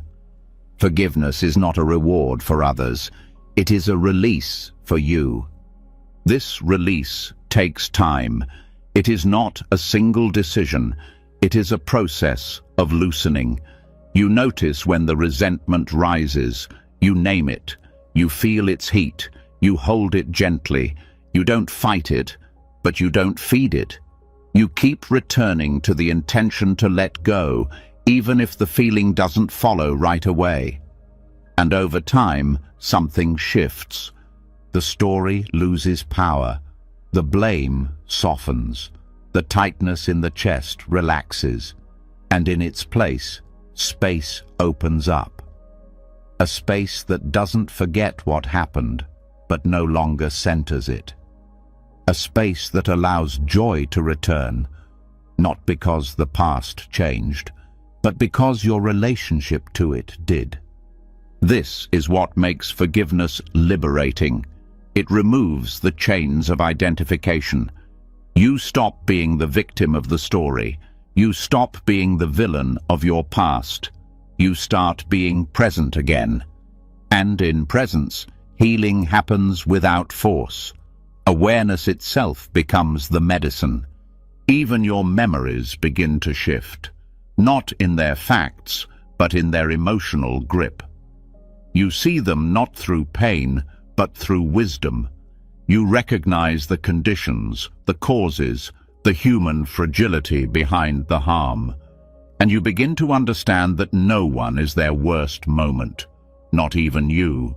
This kind of forgiveness is radical. It challenges everything the ego believes. It says you do not need to carry pain forever, that your strength is not in holding on, but in letting go. That true power is soft, not because it is weak, but because it no longer needs to protect itself with anger. And from this softness, new possibilities appear. Relationships begin to change. The way you hold your own past begins to change. Even the future changes because you are no longer bringing yesterday's wounds into today's choices. Forgiveness is not a favor you do. It is not a performance. It is an inner shift, a quiet surrender to the truth that life is too short, too sacred, too precious to be defined by what went wrong. Now you carry less. You breathe deeper. You walk lighter. Not because everything has been solved, but because you are no longer at war with what cannot be changed. This is the heart of liberation, a freedom that begins in the mind and ripples into everything you touch. Because when you forgive, you are not just releasing pain, you are reclaiming peace. And peace, once known, becomes the ground you return to again and again, When the grip of resentment releases and forgiveness softens the heart, clarity begins to settle. There's a deeper stillness, one that doesn't come from changing the outside world, but from how you now hold your experiences. You stop reacting with old pain. You stop living inside stories that once held you hostage. But as you continue inward, a new layer reveals itself, one that's even more intimate, more constant, and often more unnoticed than anything else: your thoughts. Thoughts don't shout the way anger does. They don't flash like jealousy or ache like sadness. They're quieter, more familiar. So familiar, in fact, that most go undetected. They become part of the atmosphere of the mind, automatic, unnoticed, accepted as truth. But every thought leaves a trace, not just in the moment, but in the shape of your life. Buddhist teachings name this powerful force sankhara, mental formations. The imprints of thought, intention, habit, and emotion that leave residue on your consciousness and guide how your reality unfolds. Sankharas are subtle. They're not just beliefs, but impressions. They influence how you feel, how you speak, how you interpret the world, and they're built through repetition. Every time you think a thought and believe it, it leaves a deeper mark. Every assumption you make, every internal judgment you repeat, every anxious loop you allow strengthens that particular formation. And that's karma, not in the simplified sense of punishment or reward, but in the deeply practical sense of cause and effect. What you repeatedly plant in the mind, you eventually live. This is why the inner voice matters, because even after forgiving others, even after softening the heart, you can still be trapped by the voice in your head. If that voice is harsh, if it's filled with fear, if it constantly rehearses danger or failure, you will still feel unsafe, even in moments of safety. If it tells you you're not good enough, no outer success will quiet the discomfort. And if it sees threat where there is none, your body will remain tense, your breath shallow, your nervous system unsettled. These thoughts don't come from nowhere. They are inherited, learned, shaped by early experiences, culture, trauma, conditioning. But even if you didn't choose their origin, you can choose their continuation. And this is where freedom begins, not by fighting your thoughts, but by recognizing them as events, not truths. Seeing them not as who you are, but as patterns arising from past conditions. When you no longer identify with them, they begin to lose their power. The Buddha taught that karma begins not just in action, but in intention. The thoughts you feed are intentions. Whether through repetition or rumination, they point your mind in a direction. And over time, they harden into tendencies. These tendencies create your emotional reality. They shape what you see, what you expect, how you interpret silence, how you meet uncertainty. For example, a person with a sankhara of distrust will experience kindness as manipulation. A person shaped by self-judgment will interpret neutral moments as rejection. A person whose thoughts constantly imagine worst-case scenarios will never feel safe, even when nothing is wrong.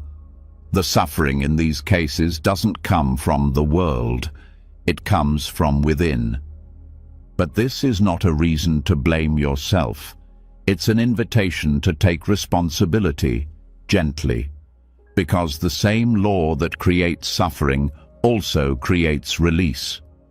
Just as harmful sankharas can be reinforced, they can also be weakened. Thoughts can be interrupted. Habits can be softened. Mental patterns can be watched instead of obeyed. And when they're no longer fed, they begin to fade.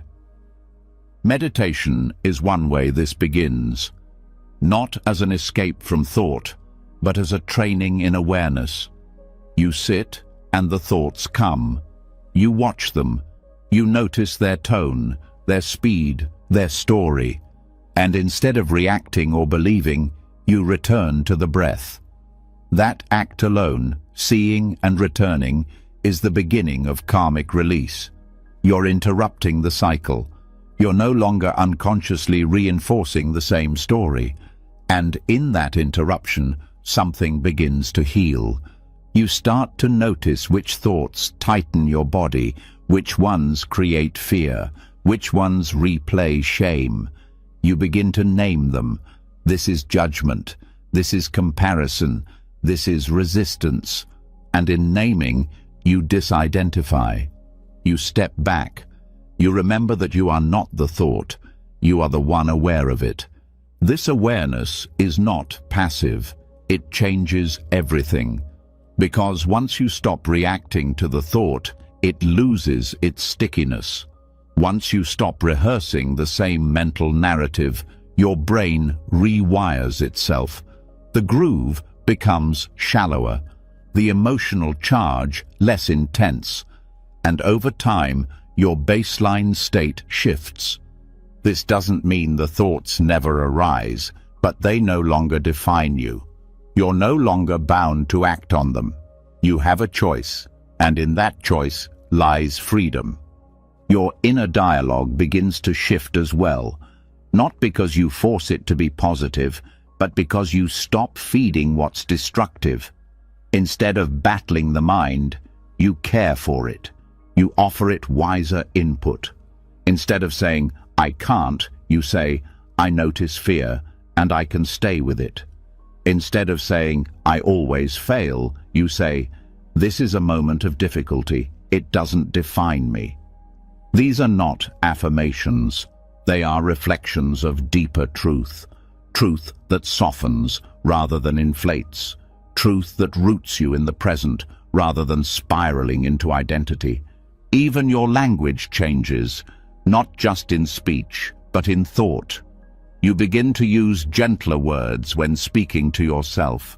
You stop calling yourself lazy, broken, stupid. You begin to say, "I am learning, I am struggling, I am growing." These words carry different karmic weight. They create different sankharas. They invite different energy into your system. Over time, they change the way your mind relates to itself. This also transforms how you perceive others. When your inner voice is harsh, you judge others quickly. When you soften inwardly, your view of others softens too. You begin to see their behavior as arising from their own sankharas, their own karma, their own conditioning. This brings compassion, not passivity. You still set boundaries, but you no longer carry hate. This shift in perception is karmic healing, not in some future life, but in this one. When your thoughts are rooted in awareness, your reality becomes lighter. You still feel pain, but you no longer multiply it with resistance. You still face challenges, but you meet them from steadiness, not panic. Even your nervous system begins to regulate, because your body is listening to your thoughts. When you speak kindly inwardly, your breath changes, your muscles release, your heart feels safer. This is not a spiritual metaphor, it's biological reality. Your mind and body are in constant conversation. When your thoughts become grounded, your body begins to trust life again. This trust becomes your baseline, and from that baseline, you start to live differently. You take risks, not because you're fearless, but because you trust your capacity to respond.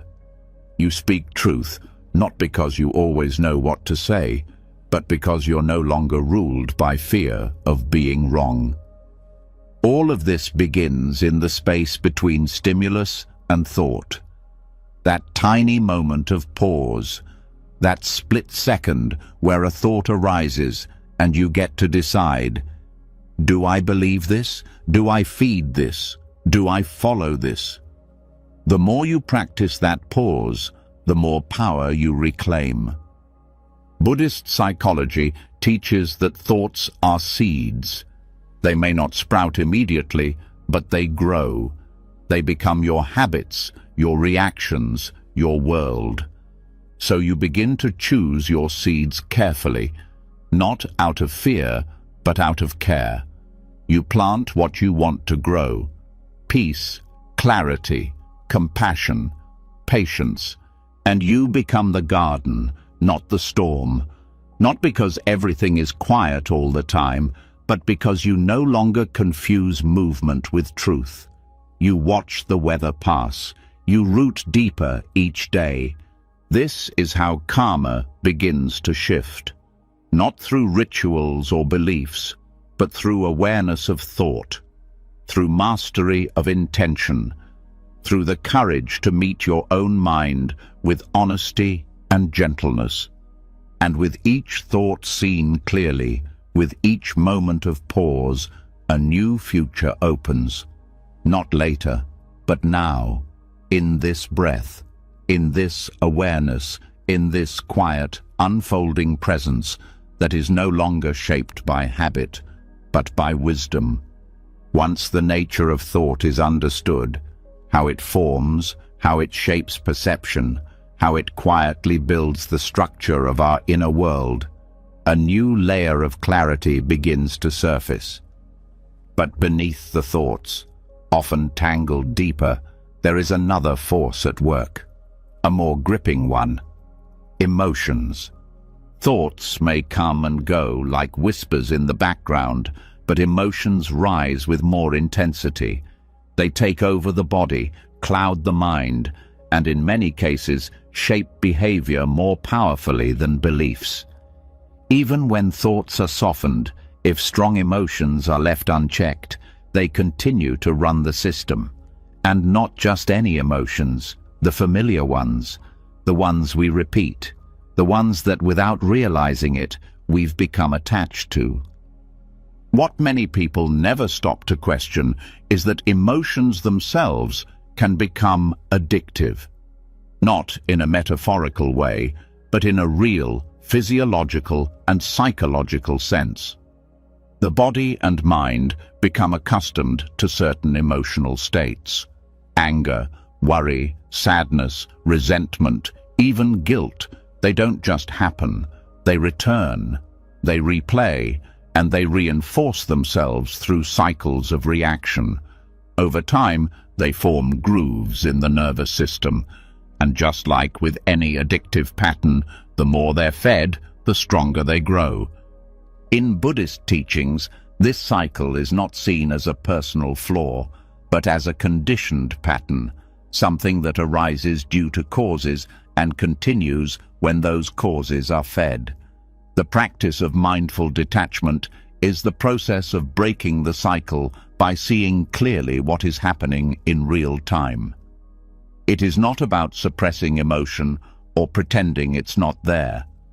It is about stepping back enough to see it without merging with it.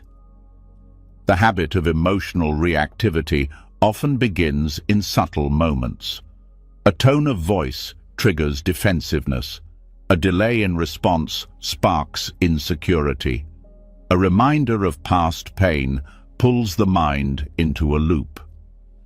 These reactions happen so fast, so automatically, that they seem natural.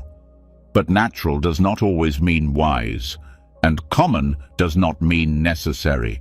Mindful detachment interrupts the automatic response. It inserts space. It brings choice back into the experience. To practice this is not to distance yourself from life. It is to be even more present, but present with awareness, not entanglement. You still feel emotions. You still experience joy, sorrow, fear, desire, but you are no longer ruled by them. They become weather, not identity, movement, not command, and that shift makes all the difference. When emotions take over, they shape perception. If the emotion is anger, the mind looks for someone to blame. If it is fear, the mind searches for danger. If it is sadness, everything appears heavy. But when you observe the emotion as it is, rather than through it, perception becomes clear again. You are no longer seeing through a filter. You are seeing the filter itself. This is where mindfulness becomes medicine. Mindfulness, sati in Pali, is not just noticing what's happening. It is remembering to notice. It is sustaining attention long enough to observe the pattern instead of becoming it. With mindfulness, you begin to see the first moment of heat before it becomes rage, the first flicker of sadness before it becomes a narrative of despair, the first tightening in the chest before the story of rejection unfolds. This early noticing is powerful because it gives you a chance to pause, and the pause is everything. In the pause, you can feel the emotion without fueling it. You can name it without needing to act on it. You can hold it like a wave, knowing it will rise and fall without your help. Over time, this breaks the emotional addiction. Because the addiction isn't just to the feeling itself, it's to the reaction. The pattern of fueling, feeding, expressing, regretting, and then starting over. When you stop reacting, the loop weakens, the charge fades, the emotion still comes, but it does not stay long. This doesn't mean you become cold or indifferent. On the contrary, it makes you more capable of experiencing emotion fully. But the experience is no longer overwhelming. It is no longer blinding. You are with the emotion, not inside of it. This is mindful detachment, not dissociation, not escape, but full presence with awareness. What makes emotions addictive is the temporary sense of identity they offer. Anger feels powerful. Sadness can feel validating. Anxiety feels like control. Even guilt can feel righteous. But all of them cover something deeper: silence, openness, vulnerability. When you stay with the emotion without feeding it, you begin to feel what was underneath it all along. Often, what arises next is tenderness, or grief, or simply quiet. And in that quiet, something begins to heal. You start to realize that emotions are not permanent. They don't define you. They are experiences that come and go. When you no longer resist this truth, you stop building stories around them. You stop defending them. You stop needing them to justify your actions. This is where emotional maturity begins. You can be angry without being cruel. You can be sad without collapsing. You can be afraid without running. You hold space for the emotion, and in that space, it begins to loosen. It moves through you, not against you. This kind of inner strength is not loud. It doesn't show itself in control or restraint. It shows itself in softness, in the ability to stay open in discomfort, to stay kind when provoked, to stay grounded when waves rise. That strength comes from practice, and the practice is not complex. It is simply noticing and allowing. It is breathing into what arises without making it personal. The more you do this, the more you begin to see the roots of your emotional habits. Where did this fear begin? When did this resentment first take shape? How many times have I played out this same story in different forms? And then, the deeper question, is this still necessary? You might discover that much of your emotional landscape is outdated, that you are reacting to life from old wounds, not current reality, that the patterns you feel most attached to are not who you are, but who you learn to be in moments of difficulty. Mindful detachment allows you to update your relationship to these patterns, to thank them for their service, and to begin choosing something else. And with choice comes freedom. You can choose to rest instead of spiraling. You can choose silence instead of reaction. You can choose curiosity instead of judgment. And each time you do, you are reshaping the nervous system, softening the mind, and creating a new inner path. This also transforms your relationships. When you are no longer addicted to emotional reaction, you become less defensive, less controlling, less reactive. You listen more, you speak less. You stop needing others to behave in ways that protect your emotions. You take responsibility for your own state, and that responsibility brings dignity. You also begin to hold others more gently, because you recognize that their emotional reactions are habits too, that their anger is not personal, that their fear is not an attack. You no longer meet fire with fire. You become the stillness that helps others find their way back.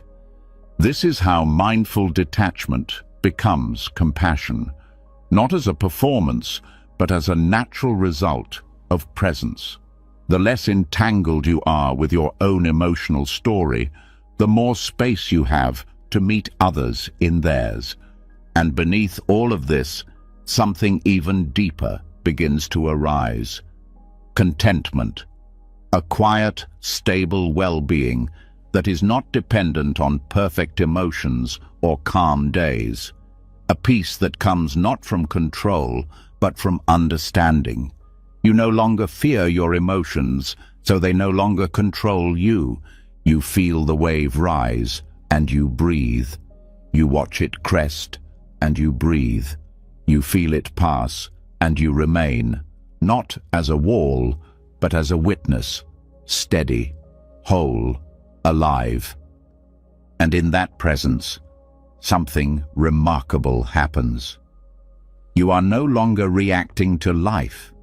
You are living it, fully, freely, without needing every moment to feel good in order for it to be enough, without needing every emotion to be pleasing for it to be acceptable.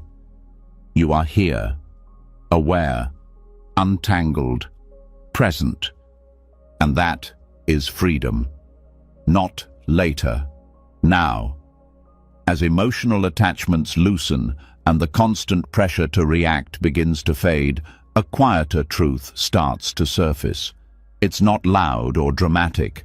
It doesn't rise like anger or ache like sorrow. It doesn't demand anything. It simply waits, quietly, beneath everything you've been striving to be. And when you finally notice it, the recognition comes with both surprise and softness.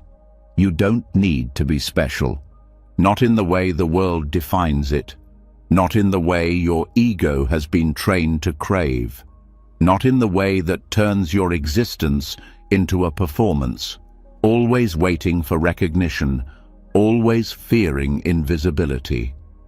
There is a different kind of peace, one that arises when you stop trying to stand out, stop trying to be exceptional, and instead allow yourself to simply be.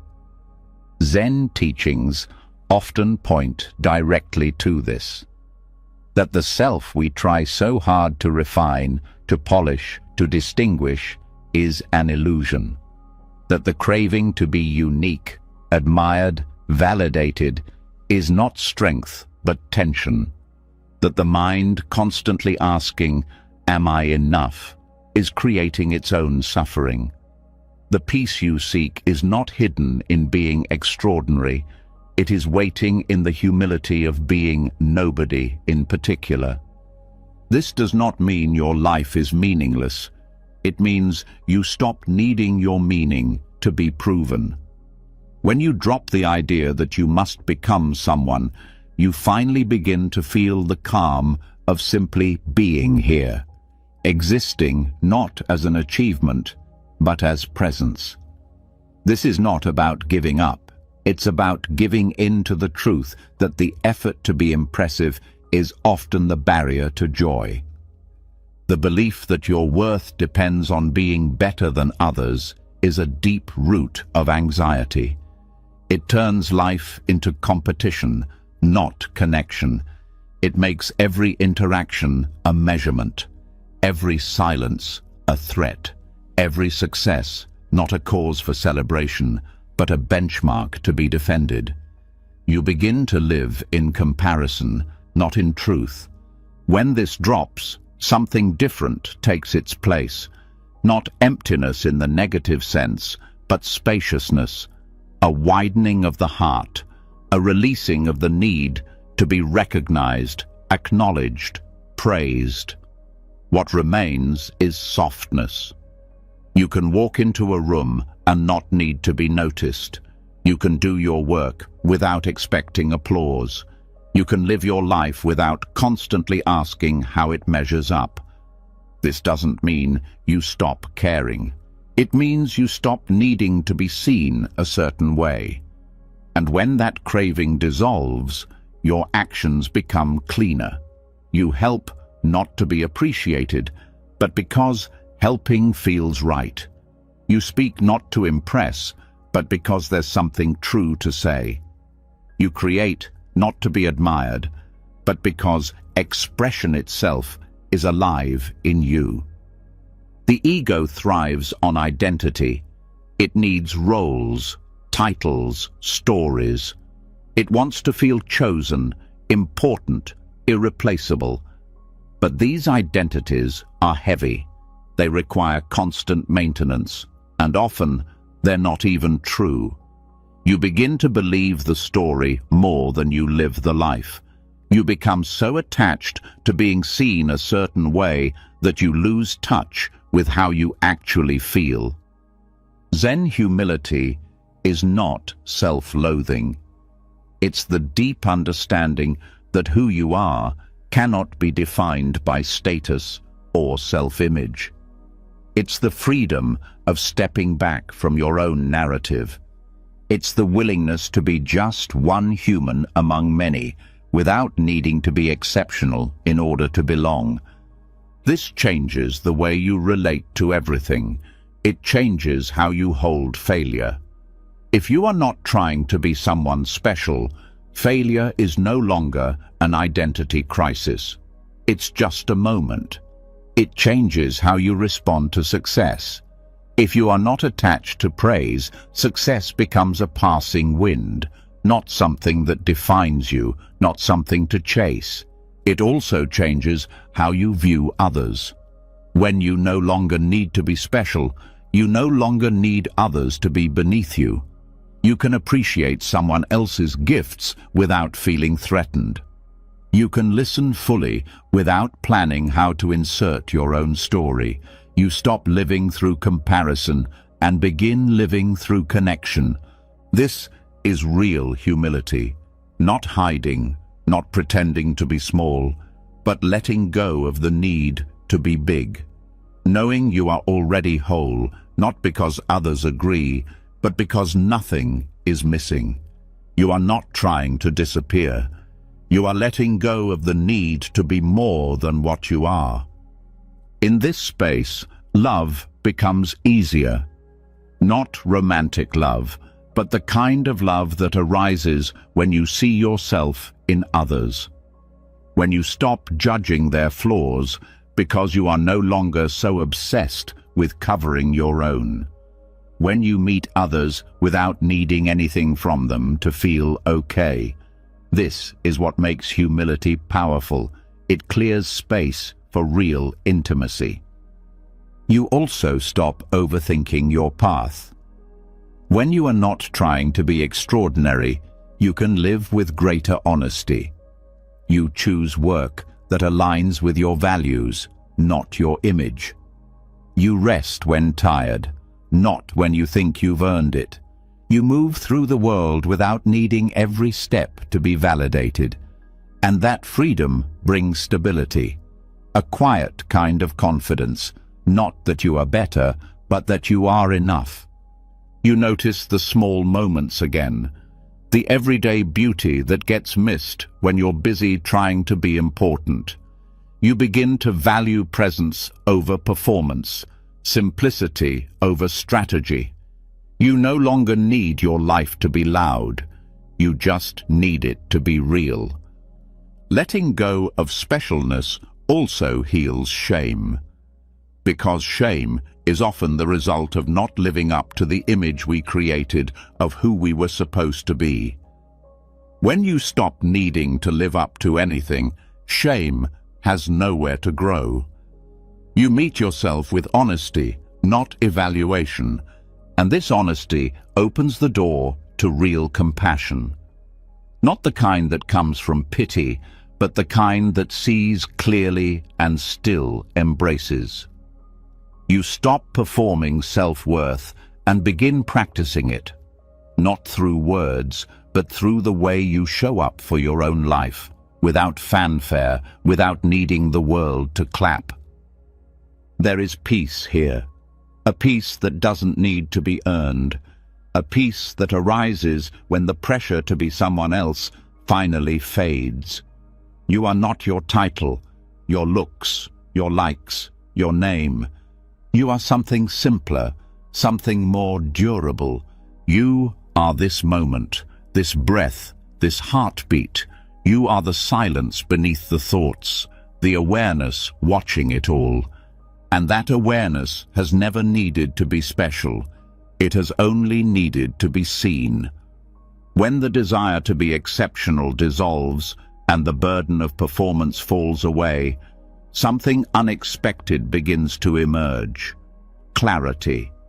Not a sharp, aggressive clarity, but a soft, steady kind.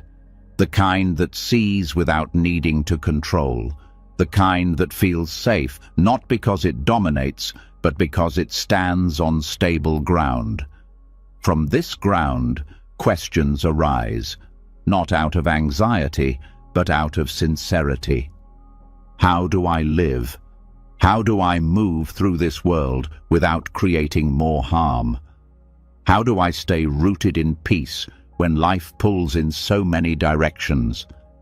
The answer is not found in perfection or in following someone else's ideal. It's found in integrity, a kind of quiet inner alignment that holds steady no matter what is happening outside. In Buddhism, this alignment is supported by the 5 precepts. Often misunderstood as rigid rules, they are not about morality in the conventional sense. They are not commands meant to restrict. They are tools to build self-respect, foundations for peace, anchors for a life that feels clean, honest, and rooted. When the mind is no longer obsessed with image, and the heart no longer grasps for importance, something else matters more: how it feels to live with yourself. Not how others see you, but how you move through your day, whether your actions leave peace or residue, whether your words create clarity or confusion, whether your thoughts line up with your values. The precepts are not about being righteous. They are about removing friction from your own mind. They point to the kind of peace that only grows when nothing inside you is hiding. The first precept is to refrain from taking life. On the surface, this sounds obvious. But it is not just about physical harm. It's about cultivating a deep respect for life in all its forms. That includes not acting from aggression, not harming with words, not crushing the spirit of another to feel strong. It includes the small moments, how you treat the insects in your home, how you drive in traffic, how you respond to someone's vulnerability. This precept is about honoring life as sacred. And when you live this way, something changes in your nervous system. You become less reactive, less defensive. Because you are not living with the hidden tension of aggression, you're aligned with respect, and that respect reflects back to you in the way you carry yourself. The second precept is to refrain from taking what is not given. Again, it seems simple, but it goes deeper. It's not just about theft, it's about trust, about not taking credit that isn't yours, about not manipulating others for emotional gain, about not taking more than you need, whether in conversation, attention, or resources. Living this precept is a way of saying, I have enough. And when you begin to live from enough, the constant background noise of wanting starts to quiet down. Your mind becomes easier to live with because it's no longer negotiating or justifying small breaches of honesty. You no longer feel like you're getting away with something. You're simply living cleanly, and that brings rest. The third precept is to refrain from sexual misconduct. This precept is not about repression. It's about awareness, about choosing relationships and actions that are rooted in mutual respect and consent, about not using others as a means to fill emptiness, about not confusing intensity with intimacy. It's about honoring your own energy and the energy of others with care. When your relationships are based on truth, not craving, they bring stability. When your connections are honest, not performative, they support growth.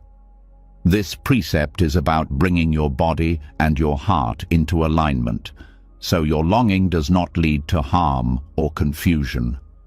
When you do this, the background anxiety in your relationships fades. You no longer wonder if you're betraying your own values. You are living from them. The fourth precept is to refrain from false speech. This goes beyond lying. It includes gossip, exaggeration, passive aggression, manipulation, even the small ways we twist our words to look better or avoid discomfort. Speech carries karmic weight. Every word either builds clarity or confusion. Every conversation either deepens trust or wears it down.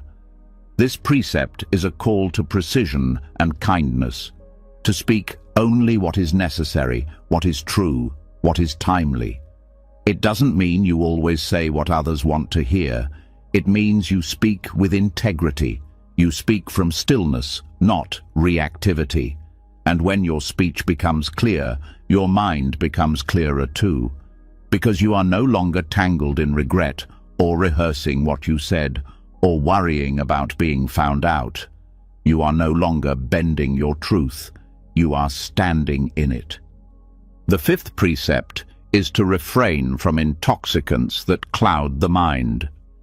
This is often misunderstood as a moral ban, but it is an act of self-protection, not because pleasure is wrong, but because clarity is precious.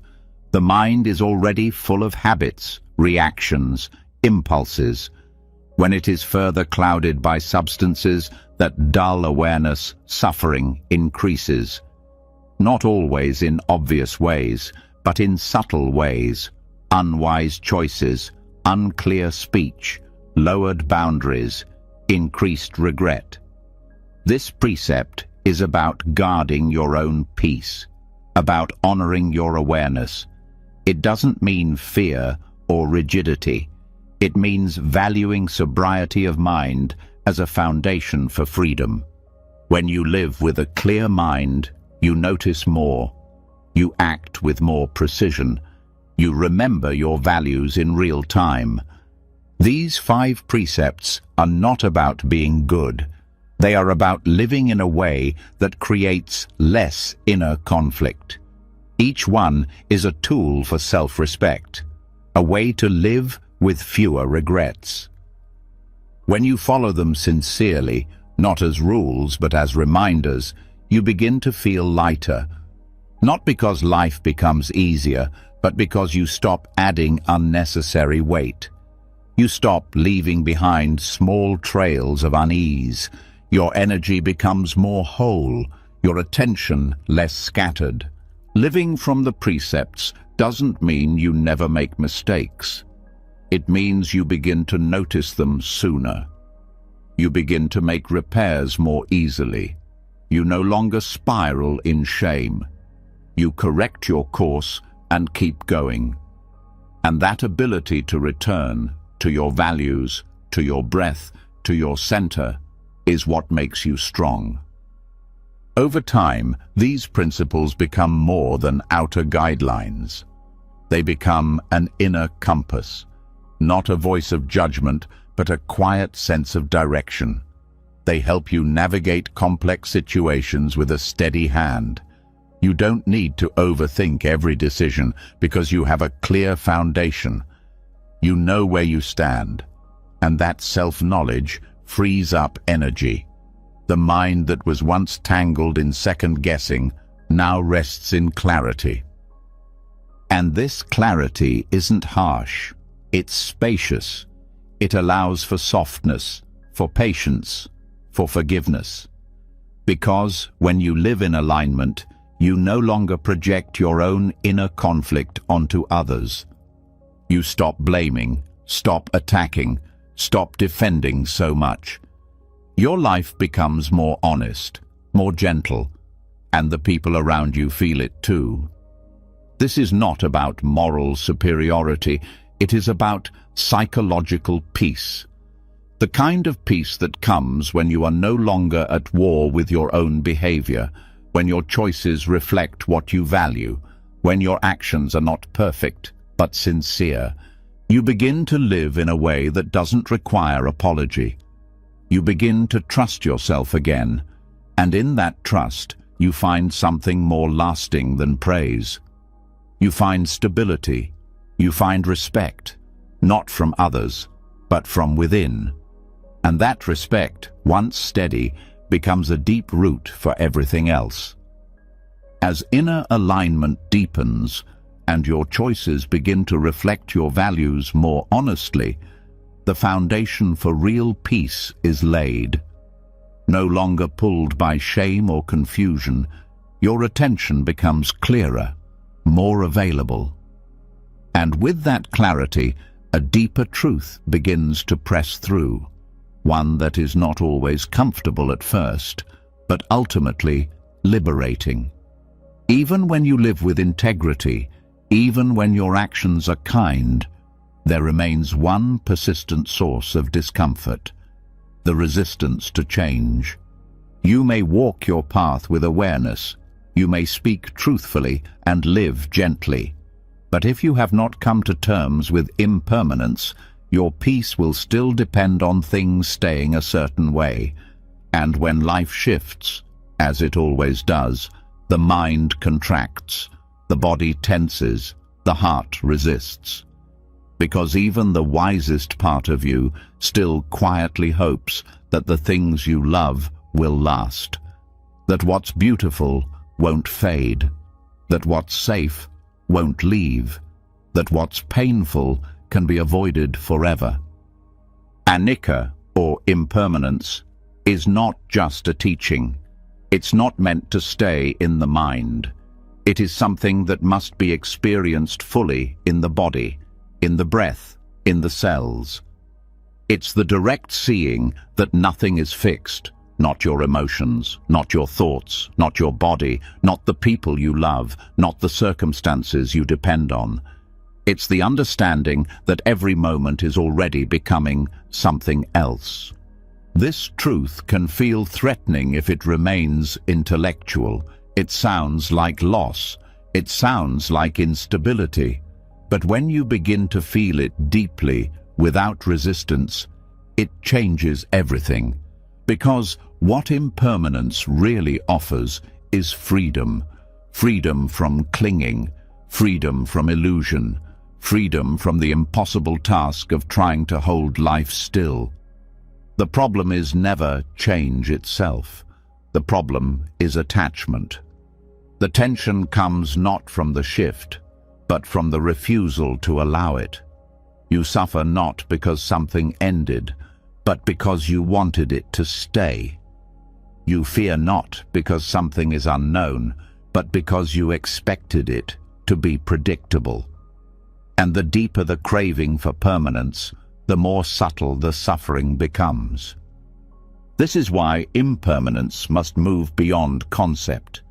You cannot reason your way into peace. You must feel it. You must sit with the discomfort of things falling away and allow it to be what it is. This is the difference between knowing about fire and standing close enough to feel its heat. Impermanence, when fully felt, doesn't make you numb.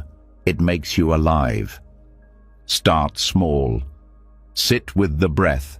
Feel how it rises and falls without your control. Notice how sensation comes and goes, how thoughts drift in and out like waves. Even joy shifts, even pain softens.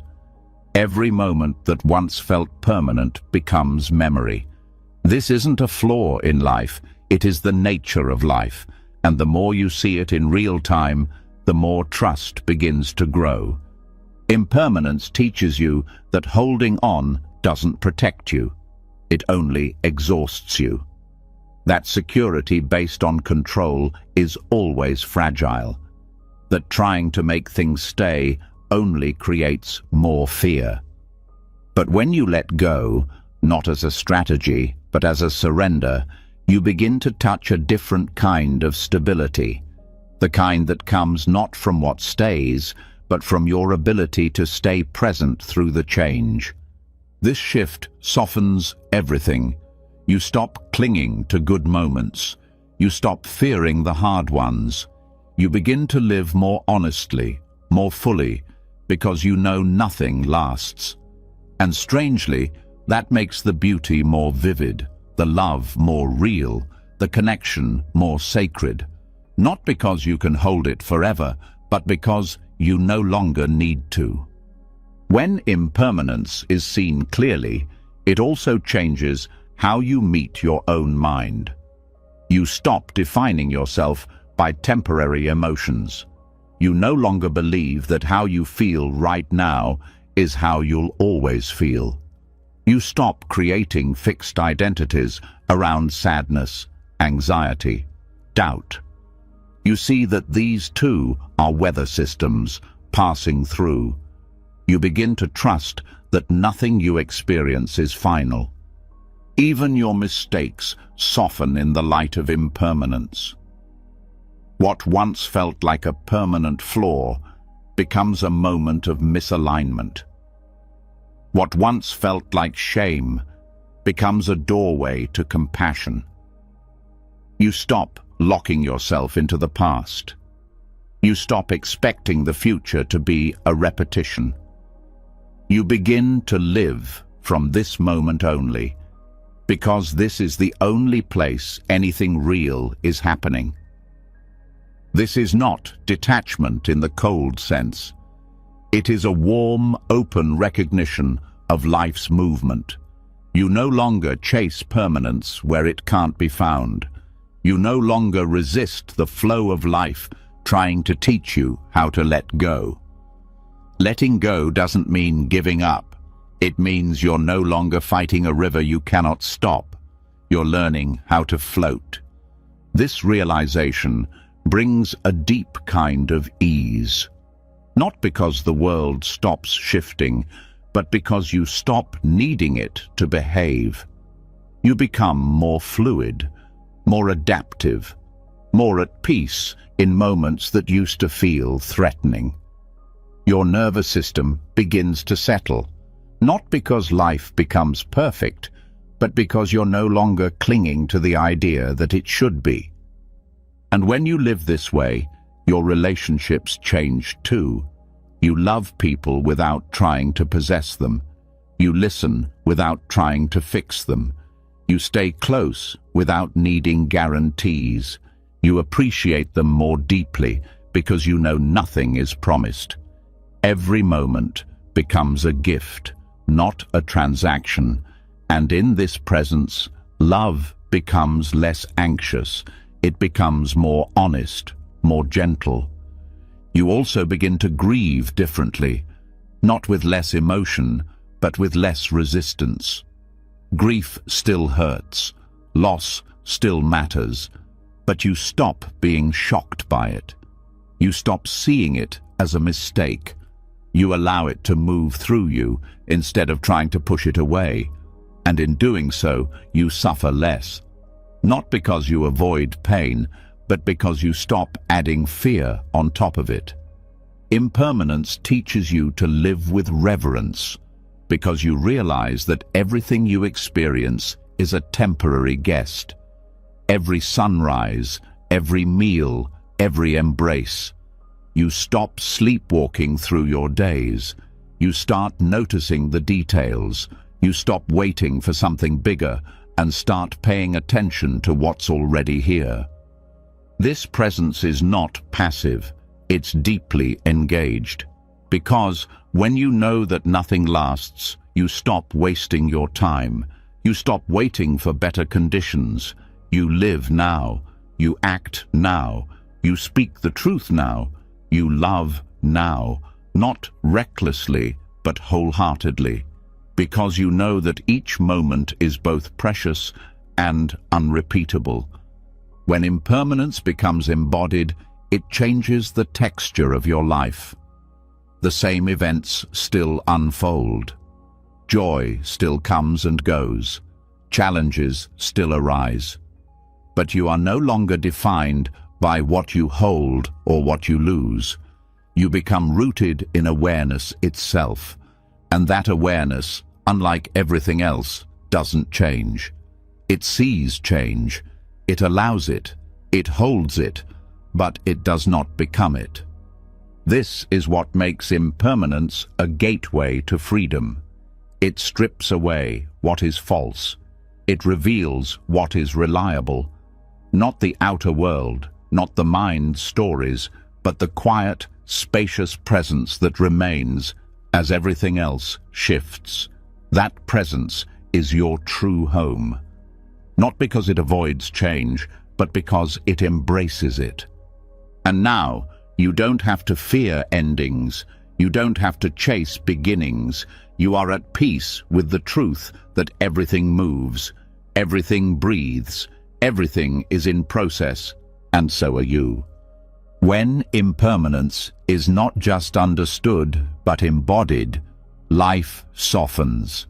Each moment becomes a passing guest, and you learn to hold it gently without needing to trap it in permanence. This deep acceptance opens a door not only to emotional freedom, but also to greater sensitivity toward yourself, your body, your habits. As your relationship with the present moment deepens, so too does your awareness of how you care for the body that carries you through all this change. And there, within the most basic act of living, arises an opportunity for profound healing, the way you eat.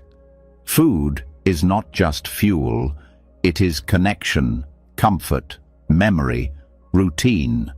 It can be celebration, punishment, escape, or presence. For many, eating is where patterns of avoidance and control appear the most clearly. It's where love and shame can become confused. It's where speed replaces attention. But eating, when met with mindfulness, becomes more than a physical act. It becomes a spiritual practice, a practice of care, attention, and quiet devotion to the body and the life within it. Mindful eating is not a technique to eat less or to control your weight.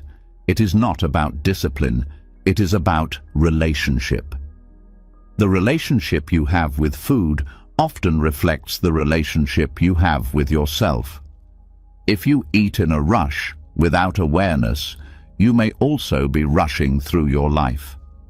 If you eat with guilt, you may carry that same guilt in other areas.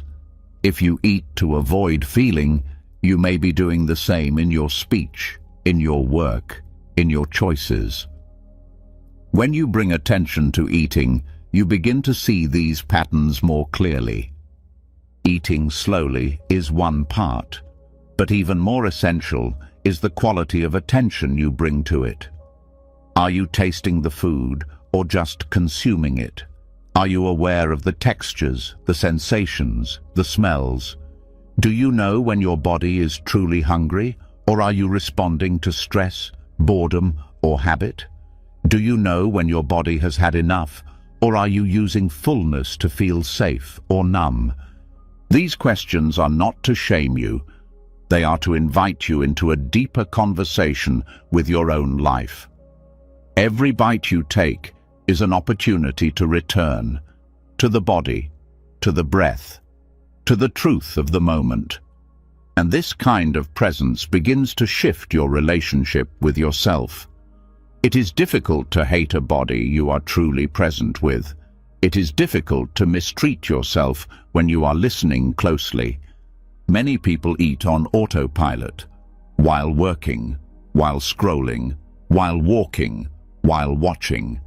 This removes the act of nourishment from consciousness. It becomes mechanical, which is why it so often leads to imbalance. When you are disconnected from the experience of eating, you are also disconnected from the signals your body gives you. You don't know when you've had enough, or when you're eating from a place of emotion rather than need. But when you eat with presence, something changes. The body begins to trust you, the nervous system relaxes, digestion improves. You begin to feel not just physically nourished, but emotionally calmer. Because you are not just feeding your body, you are feeding your attention. You are offering care through action, not just thought.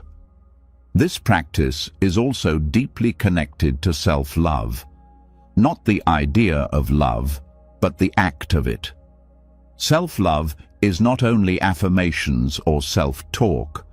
It's also how you treat yourself when no one is watching. It's how you choose your food, not from rules or guilt, but from listening.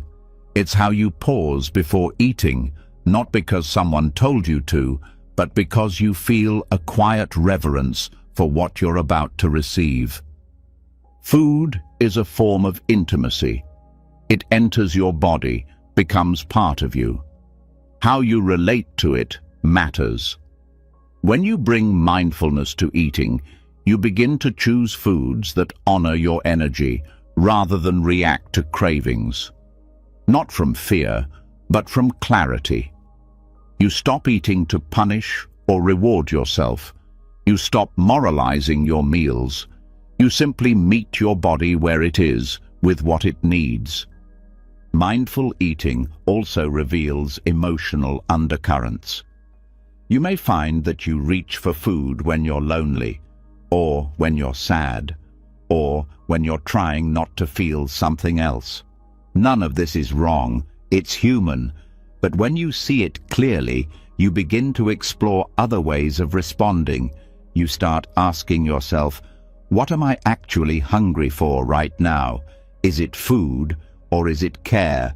Is it comfort, or is it distraction? This awareness doesn't demand that you stop. It invites you to slow down, to become curious. And that curiosity leads to freedom, not because you follow new rules, but because you understand yourself better. You are no longer acting from habit. You are choosing from presence. The body responds to this attention. It begins to feel less threatened, less defensive. You no longer need to binge or restrict to feel in control. You no longer tie your worth to your appetite. You are no longer at war with hunger. You begin to feel, maybe for the first time, that eating can be a way of saying yes to life rather than controlling it. This doesn't require perfect meals or expensive food. It requires presence. You can eat rice and feel connected to the moment. You can drink water and feel nourished if your mind is truly there. You don't need to cook elaborate dishes or follow complicated rules. You need to taste, to pause, to breathe, and to treat your body not as a problem to fix, but as a partner to care for. Over time, this changes more than your meals. It changes your rhythm. You begin to move through the day with more attention, more gratitude. You stop rushing from one thing to the next. You take time to care for yourself, not as a performance, but as a quiet expression of self-respect. And that self-respect grows stronger. You begin to notice how good it feels to live this way. Not controlled, not rigid, but present. You realize that mindful eating is not just about food. It's about how you live. It's about how you make space for your needs, how you listen to the body's signals before they turn into suffering, how you soften around discomfort instead of numbing it. This practice is also a way of reclaiming your body from cultural conditioning.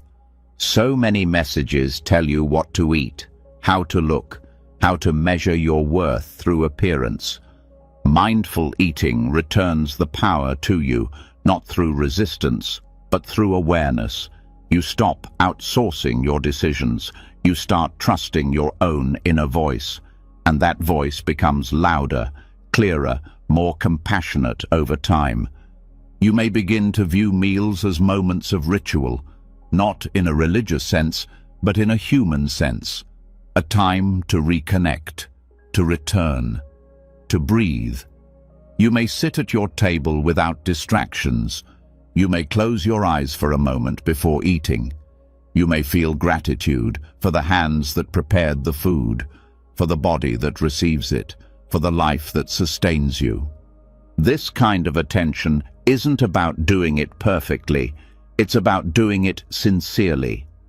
There will be days when you eat too quickly or out of habit. That's part of the process. The key is to notice, to come back, to forgive, to begin again. And each time you begin again, you strengthen something inside you. A thread of presence, a thread of care. You become more stable, more aware, more loving, not because you followed a plan, but because you listened to what was true.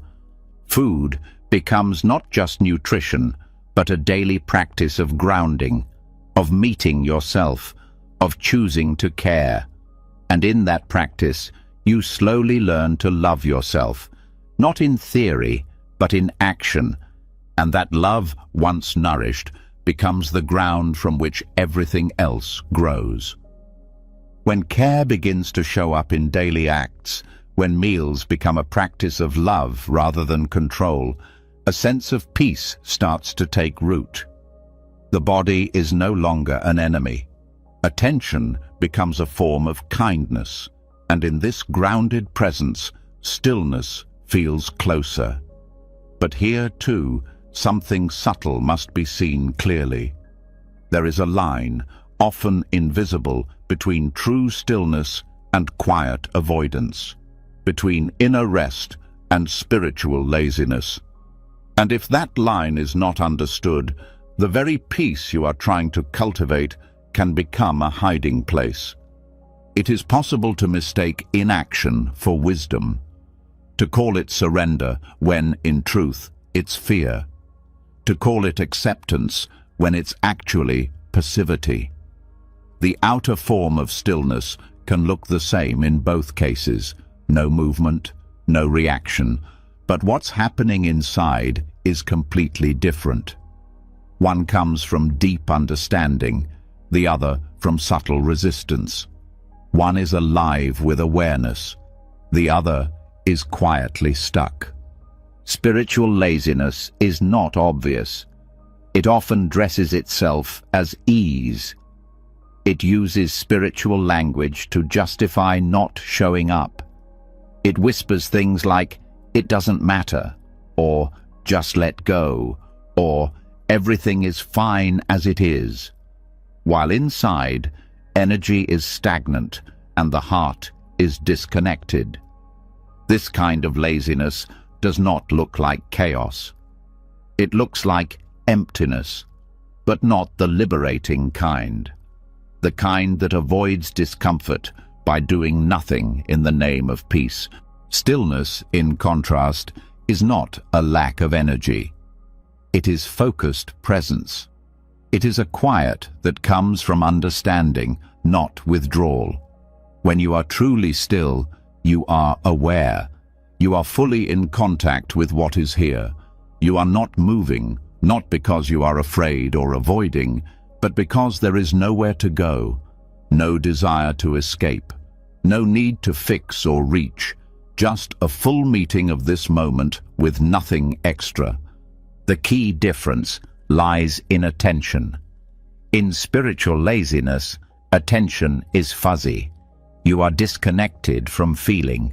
You may speak of flow, surrender, ease, but underneath it, the body is holding tension. The mind is scattered. The emotions are numbed. There's often a lack of clarity, a subtle dishonesty, not malicious, but unconscious. It's easier to pretend that you've arrived than to keep looking deeper. Real stillness, however, sharpens your perception. It brings alertness. You may be doing nothing outwardly, but inwardly you are listening. There is sensitivity, not dullness. There is spaciousness, not emptiness. And this kind of stillness is not passive. It's active in its own quiet way. It requires discipline to stay with discomfort. It requires courage to not follow every impulse. It requires honesty to see what's really going on beneath the surface. Avoidance often arises when you've tasted a bit of relief and want to stay there. You may have let go of some pain, some striving, and in that relief decide that the work is done. You cling to the calm and resist anything that might disturb it. This is understandable. But true peace is not fragile. It can hold difficulty. It can hold truth. If your peace shatters in the face of challenge, it was not rooted in stillness. It was floating in avoidance. Another form of spiritual laziness is the overuse of language. Phrases like, "everything is one," or "nothing matters," can become shields, not because they are untrue, but because they're used to shut down inquiry. True insight opens the heart. It brings humility, curiosity, gentleness. It does not close the door to reflection. It does not dismiss emotion or bypass the pain of others. To know if you are resting in stillness or hiding in spiritual laziness, ask yourself how connected you feel to your body, to your breath, to your relationships, to your responsibilities. Avoidance often feels like distance, like drifting, like subtle numbness. Stillness feels like intimacy, like clarity, like being fully alive, even in silence. Stillness brings energy, not stimulation, but vitality. You feel more capable, not less. You feel more whole, not indifferent. You show up more fully, not less often. Because stillness is the ground that supports wise action. You rest, and from that rest, you move with precision. You don't act impulsively, but when you act, it's clean. You speak only when necessary, but when you speak, it's true. You simplify, not to escape, but to meet life more clearly. Spiritual laziness drains energy, because it's a form of holding back, a subtle bracing against life. You may feel tired often, disconnected from purpose, or vaguely heavy. Not because life is too much, but because the body and mind are caught in an unresolved loop of postponement. postponing honesty, postponing action, postponing attention. To break out of this loop, discipline is needed. Not force, but consistency. A return to practice, a willingness to feel again, to look again, to move again, not because you're restless, but because you're ready. Ready to meet life without hiding behind stillness. And this is where mindfulness becomes essential, not just in meditation, but in the small moments. Are you showing up for what you say matters to you? Are you acting in alignment with what you know to be true? Are you making choices from fear or from wisdom? These questions don't require you to be perfect. They ask you to be awake. Sometimes stillness looks like rest. Sometimes it looks like fierce presence. Sometimes it means not speaking. Sometimes it means saying what needs to be said. It's not about the outer form. It's about the quality of presence behind the form. Are you aware? Are you honest? Are you connected? When you're truly still, even rest becomes sacred. Even inaction has depth. Because it's no longer a break from life, it is life, fully met in its quietest form. There's no guilt, no shame, no pretending. Just the breath, the body, the truth of this moment. And when you move from that place, your actions carry clarity. They are fewer, but more aligned. You don't chase, you don't prove, you don't avoid. You act when it's time. You rest when it's needed. You listen more than you explain. You feel more than you analyze. And that rhythm, quiet, steady, awake, becomes your home. True stillness is not avoidance. It's commitment. It's presence without performance. It's the place where nothing is missing and nothing needs to be added. It's the resting ground of deep inner work that needs no external recognition. So, you continue. Not by doing more, but by doing what's real. You return to your breath. You return to your body. You return to the moment you tried to escape. And in that return, you discover what was always waiting beneath the noise. Not passivity, not withdrawal, but peace, rooted, alive, unshaken. As stillness becomes clearer, not as a way to avoid life, but as a path to meet it fully, you start to notice how presence itself has many shapes. Silence can be rich with energy. Rest can be alive with clarity. Yet still, in the quiet, something deeper begins to call, a need to move. Not from restlessness, not from urgency, but from a desire to feel the whole body again, not just the breath, not just awareness, but the physical rhythm of living. This is where walking meditation enters.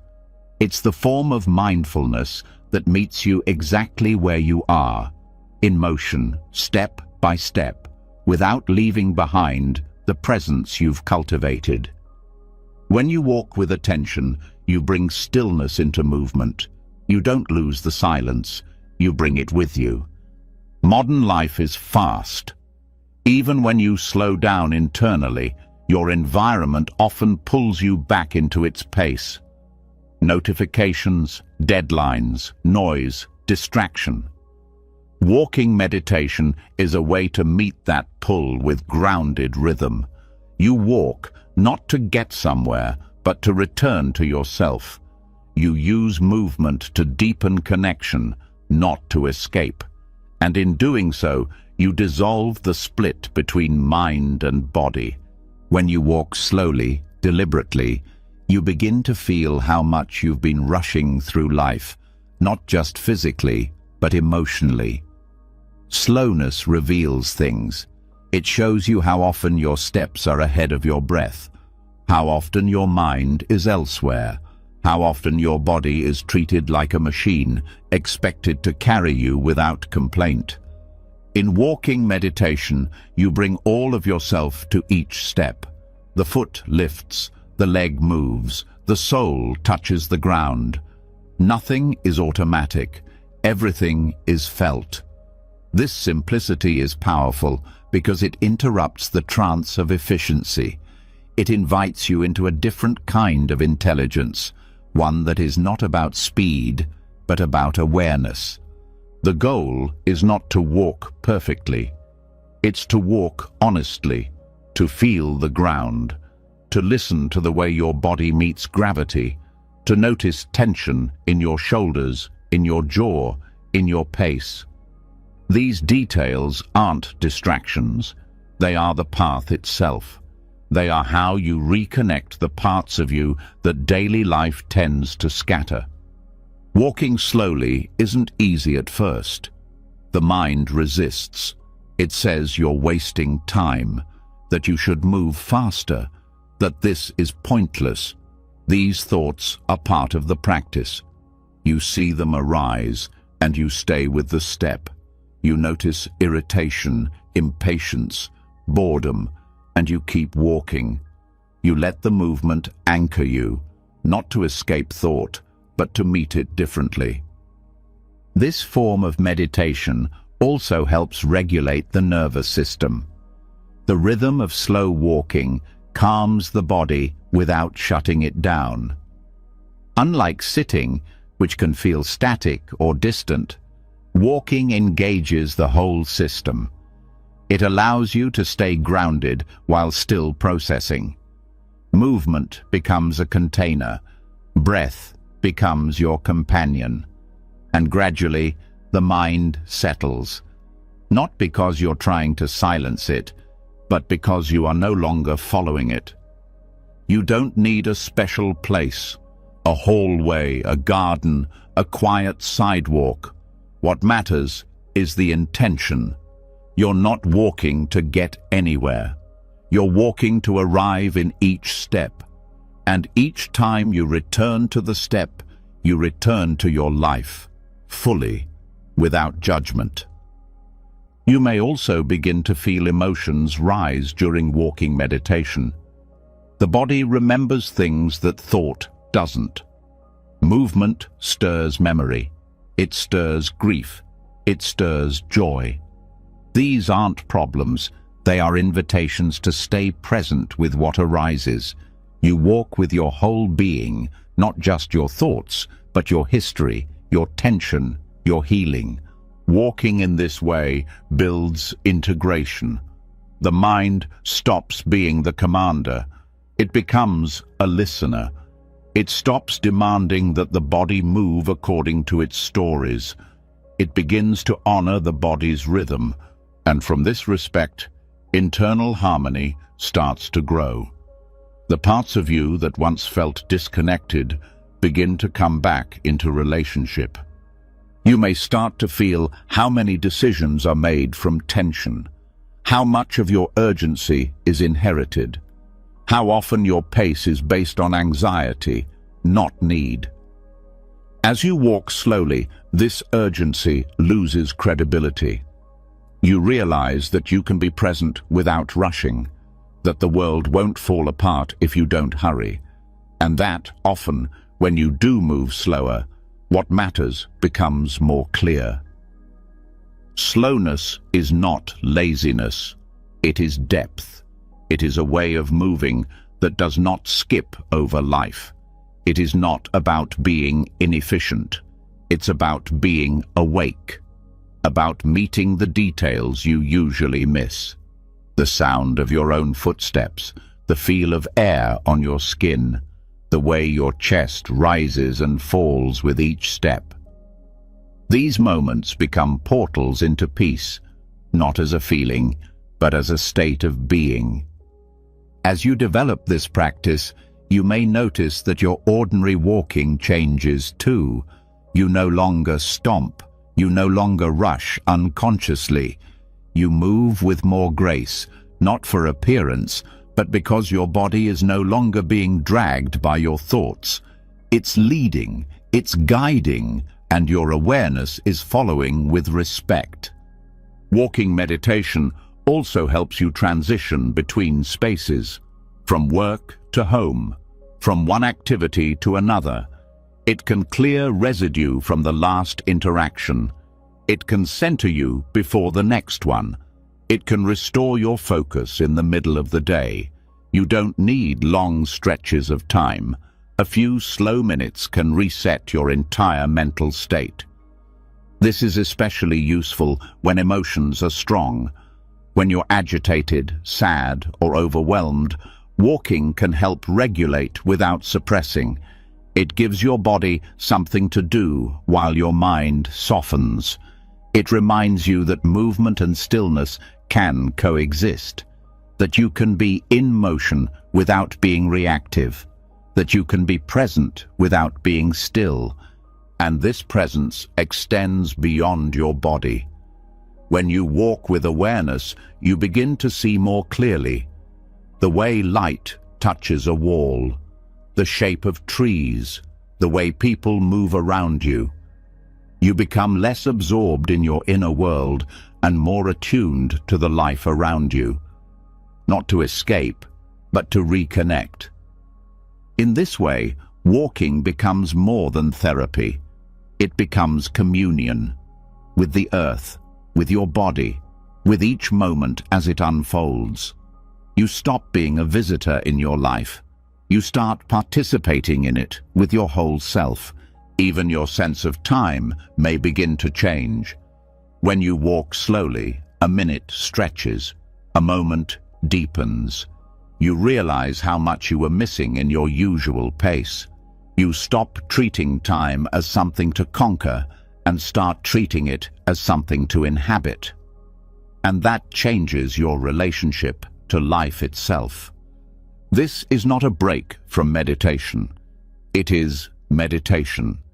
It is not preparation for something deeper. It is depth. It is not an alternative for those who can't sit. It is a complete practice.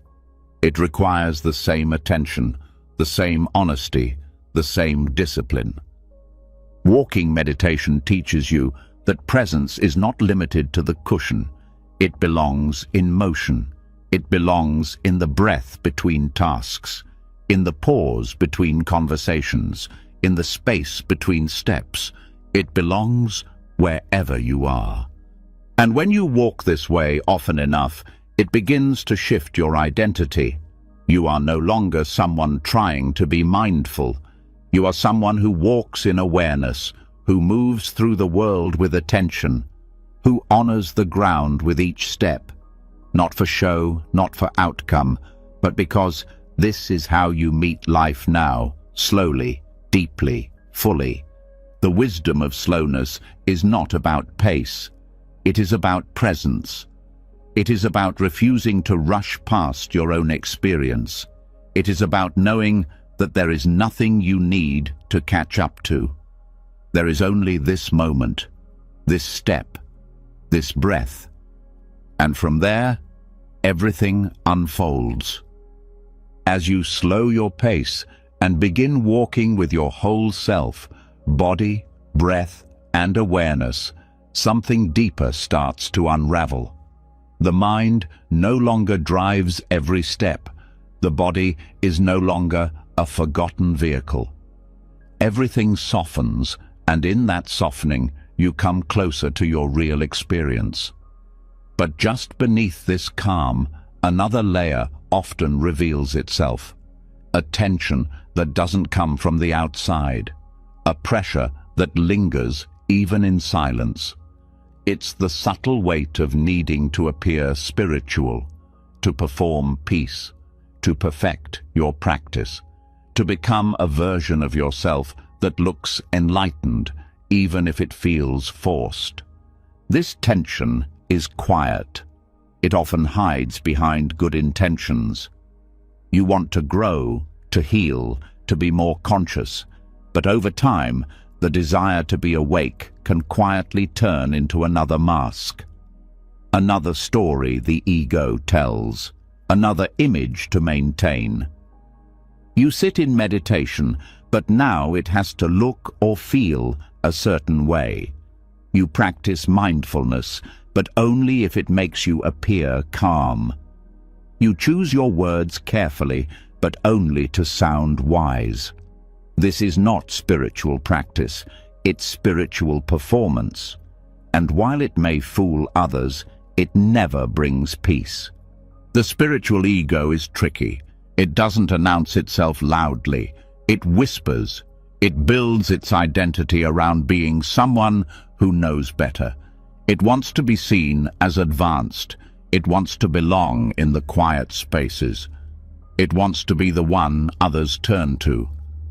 But this wanting creates suffering, because it adds pressure to what should bring ease. It turns presence into performance. It turns insight into status.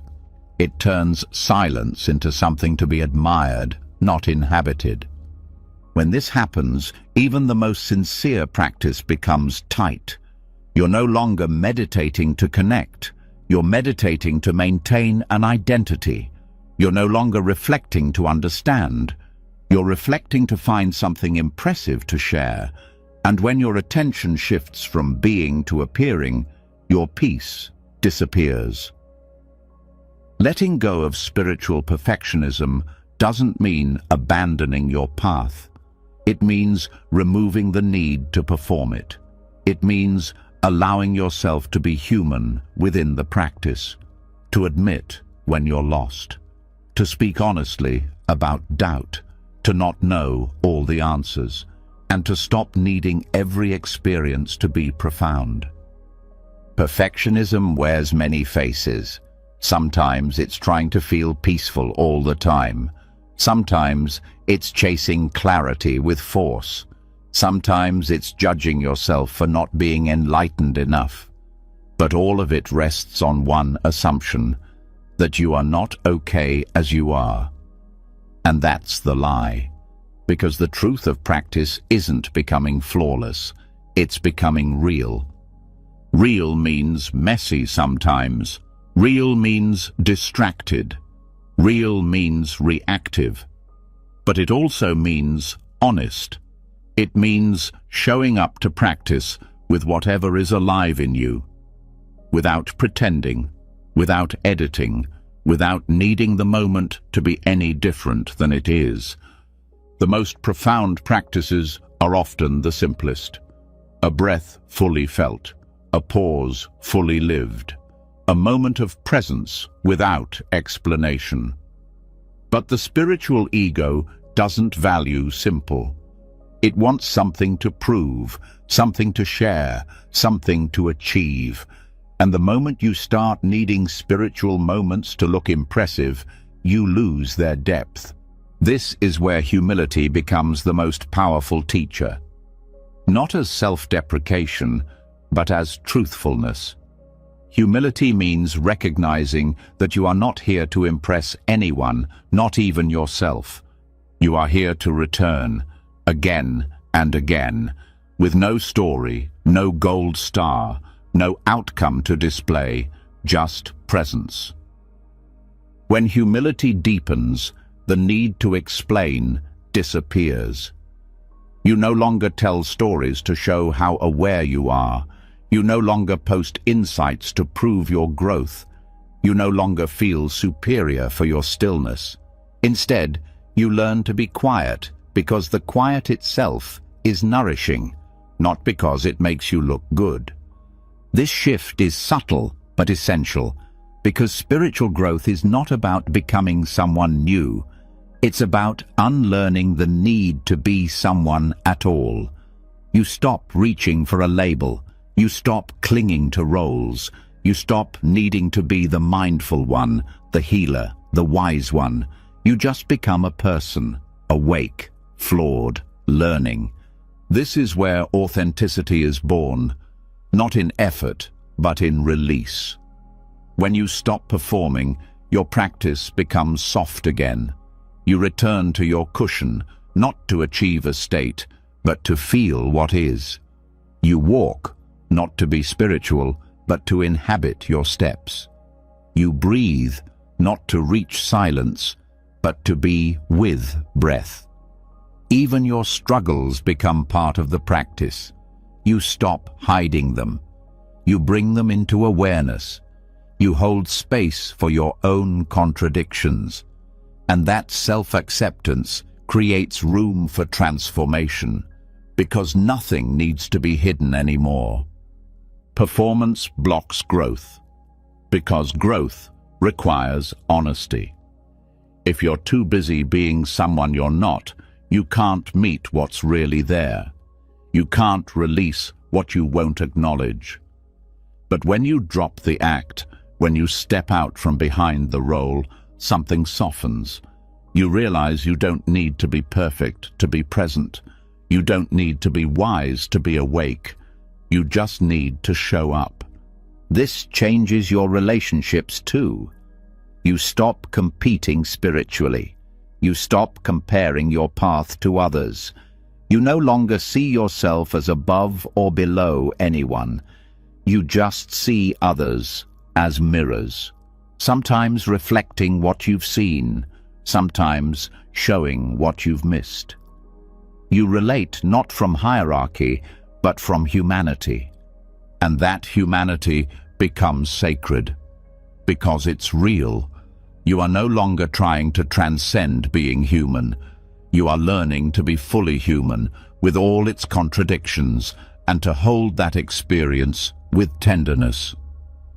True spiritual maturity has nothing to prove. It doesn't need attention. It doesn't need agreement. It's rooted in knowing that awakening is not about looking calm. It's about being open to life without defenses. It's about responding from presence, not reacting from ego. So you begin to ask yourself gently, is this choice coming from truth or from image? Am I sharing this because it's needed or because it feeds my identity? Am I practicing from sincerity or from pressure? These questions don't judge you. They guide you back. And as you return again and again to what's real, you begin to feel lighter. The effort to impress fades. The need to have all the answers dissolves. You feel more at home in your body, more honest in your heart. You stop trying to arrive, and you simply begin to belong to this moment, to this breath, to this life as it is. This belonging is not conditional. It doesn't depend on performance. It doesn't require perfection. It arises from the freedom of knowing that presence cannot be earned. It can only be remembered. It has always been here, waiting for you to come back without the mask. And now that return begins, not with a goal, not with an achievement, but with a breath that asks nothing, a breath that proves nothing, a breath that simply is. As the need to perform fades and the pressure to be spiritual dissolves, what remains is a quieter, more intimate space. A space where truth lives not in how things appear, but in how they feel from within. But here, in this stillness, something often arises. Not noise from the outside, not distraction from the world, but a voice from within. Quiet, sharp, familiar. It doesn't ask for attention, it demands it. It says, you aren't doing enough, that you should know better by now, that you're failing even at being mindful. This is the inner critic, and it often becomes louder when everything else becomes quiet. Self-judgment is one of the most persistent forms of suffering. It attaches itself to everything: how you speak, how you practice, how you feel. It's not always harsh. Sometimes it's subtle, disguised as motivation, dressed up as responsibility. But beneath it is always the same energy: contraction. you feel smaller after it speaks. Not because you've seen the truth, but because you've been reduced by a thought pretending to be truth. In Zen practice, this contraction is not always solved through logic. It's not argued with or fixed. Instead, it is met with something more unexpected. A koan. A paradoxical question that bypasses the thinking mind. One that short-circuits analysis. One that can't be answered in words but must be lived into. And when you bring this approach to self-judgment, something powerful begins to shift. Not through willpower, but through insight. Koans are not puzzles. They're not meant to be solved. They're meant to reveal where the mind is clinging. They show you the limits of conceptual thinking. They don't explain freedom. They point to it. And when self-judgment is strong, this is often what's needed. Not a better story, but the falling away of story altogether. When you say, "I'm not good enough," the koan doesn't say, "Yes, you are." It asks, "Who is the one that is not enough?" When you say, "I've failed again," the koan asks, "What is failing if there is no fixed self?" These questions don't offer comfort. They dissolve the very foundation of the judgment itself. Because judgment rests on identity. It assumes a self that can be defined, labeled, improved, or condemned. But when you look closely, who is being judged? Where is the self that did wrong? Is it the version of you from a year ago, from a moment ago, from a thought ago? Can you find a self that exists long enough to carry blame? This inquiry doesn't lead to nihilism. It leads to space. A kind of freedom that arises when you see that the inner critic isn't pointing to anything solid. It's reacting to a pattern, a habit, a voice from the past, a loop that's played so often you forgot you could press pause.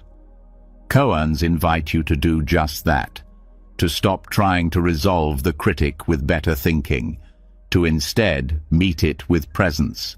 When the voice says, "You're not spiritual enough," you meet it with stillness. When it says, "You're too much," you ask, "Too much for whom?" When it says, "You're behind," you ask, "Where is the finish line?" These are not distractions, they are disruptions, intentional ones. They break the trance. They make you stop believing thoughts simply because they sound familiar. They don't replace one belief with another. They remove the need to believe or disbelieve. They show you what's left when belief drops away. This is where self-judgment begins to unravel, not through self-love slogans, but through the direct experience of emptiness. When you can't find a self to fix or blame, the urgency to criticize softens. You realize that what you've been attacking is a collection of thoughts and memories, not a permanent identity. This doesn't mean you stop taking responsibility.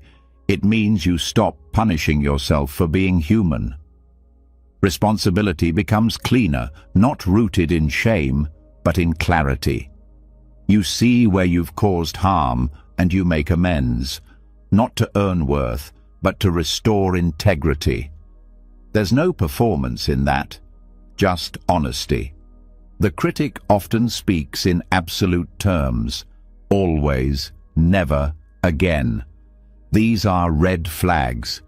They signal that the mind has slipped into habit. Koans interrupt that. They ask questions that make the absolute impossible. If you're always failing, then who is the one who noticed? If you've never been enough, then how are you here, practicing, listening, still seeking truth? Even when the voice is subtle, just a quick wince at a mistake or a flash of embarrassment, a koan can slip in and ask, "What was that?" Not to analyze, but to shine light. to bring curiosity instead of blame. This is how presence transforms judgment, not by force, but by replacing habit with awareness. The more you do this, the more space opens around the thoughts. They may still arise, but they lose authority. You stop taking them personally. They become echoes, not commands. You see them for what they are, old voices trying to protect you by shaming you, once useful maybe, but no longer necessary. And in this spaciousness, something new appears, not affirmation, not a better story, but rest. A rest that comes from no longer needing to defend or attack yourself. You begin to relate to yourself like you would to a stranger in pain, not with strategy, but with quiet attention. This also changes how you relate to others, because judgment of others often mirrors judgment of self. When you loosen your grip on your own flaws, you become softer toward theirs. When you stop needing to perfect your practice, you stop expecting others to get it right all the time. Compassion flows more naturally, not from effort, but from understanding. This is the deeper purpose of Zen inquiry, not to arrive at answers, but to strip away the need for them. Not to figure yourself out, but to stop turning yourself into a problem. The more you practice in this way, the less interesting the critic becomes. You see that it never had the authority it claimed. It was never you, just a sound passing through awareness. And in its absence, the body relaxes. The breath deepens. You're no longer trying to earn rest. You simply rest. You no longer try to be worthy of peace. You start from peace and let everything else arise within it. This is not about becoming perfect. It's about realizing you were never meant to be. That the idea of a perfect self was just another illusion. That freedom doesn't come from fixing every flaw, but from seeing that most flaws are concepts created by comparison and memory. Now, the next time the critic speaks, you don't react. You pause. You let the voice rise. You meet it with a question. And if no answer comes, that's okay. The silence is often the real teaching. It's in that silence that something deeper begins to grow, not self-esteem, but self-forgetting. Not identity, but presence. And in that presence, judgment has nowhere to land. It passes like a shadow across the floor, seen, not followed, not feared, just another thought, no longer the truth. As the inner critic begins to lose its grip and judgment is no longer mistaken for truth, a deeper form of honesty starts to take shape. Not a loud or defensive kind, but one that lives quietly inside your attention. You're no longer rushing to label your experience. You're listening more. You're speaking less. And when you do speak, to yourself or to others, something more important becomes clear. The way you use words is no longer just a habit.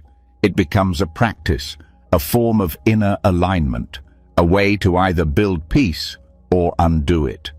Speech is often thought of as something that exists between people. You say something, someone hears it, you respond, they reply. But speech is also something you carry internally. The voice that speaks when no one else is around. The words you repeat to yourself in the quiet moments. This internal speech often goes unnoticed, yet it shapes how you feel, how you react, and how you understand your place in the world. Right speech in Buddhist practice is not just about avoiding harm. It's about speaking in a way that reflects awareness and intention. It's about pausing before you speak, not to be polite, but to be clear, not to be agreeable, but to be kind. When applied inwardly, right speech becomes a tool of liberation. It changes the way you narrate your life. It transforms your inner dialogue from tension to clarity, from punishment to care. What you say to yourself matters. Language is not neutral. Every phrase you repeat becomes part of the fabric of your mind.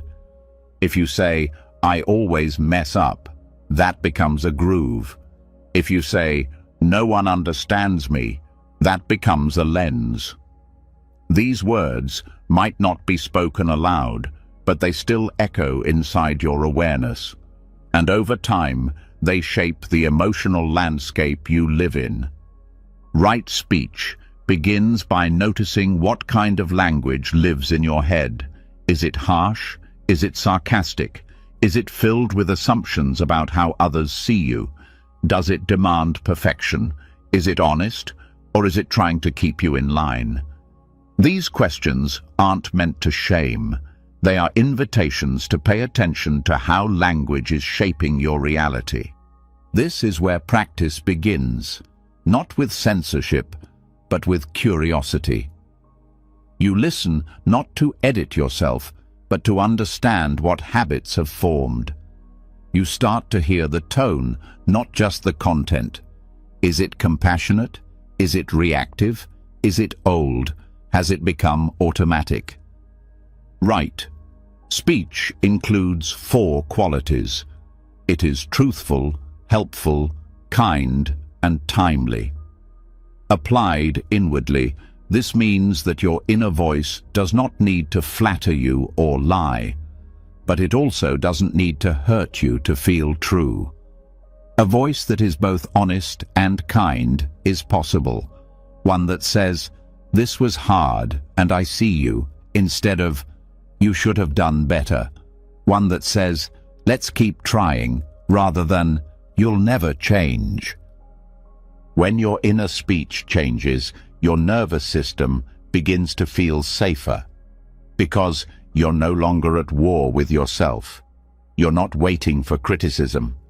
You're not preparing for self-attack. You're living inside a mind that treats you like someone who matters. Not because you're always right, but because you are worthy of kindness even when you struggle. This does not make you soft, it makes you resilient. Because when your internal language is steady and kind, you recover faster from difficulty. You respond to challenges from a centered place. You don't collapse under criticism because you no longer believe the worst voice in your head. You've trained it to speak differently, and this inner change extends outward. The way you speak to others becomes clearer, less reactive. You stop using words as weapons. You stop filling silence with noise. You speak when needed, not just when you're uncomfortable. You begin to recognize that every word you offer is a seed. It can create distance or connection, confusion or clarity, harm or healing. When speech is misused, internally or externally, it creates mental conflict. You say one thing and feel another. You promise things you don't intend to keep. You agree to avoid discomfort. These small breaches may not be visible to others, but they leave a trace inside. A sense of dissonance, a fracture between who you are and how you show up. Right. Speech repairs this fracture. It invites you to say less, but mean more. To pause before you speak, not from fear, but from care. To stop using language to escape discomfort.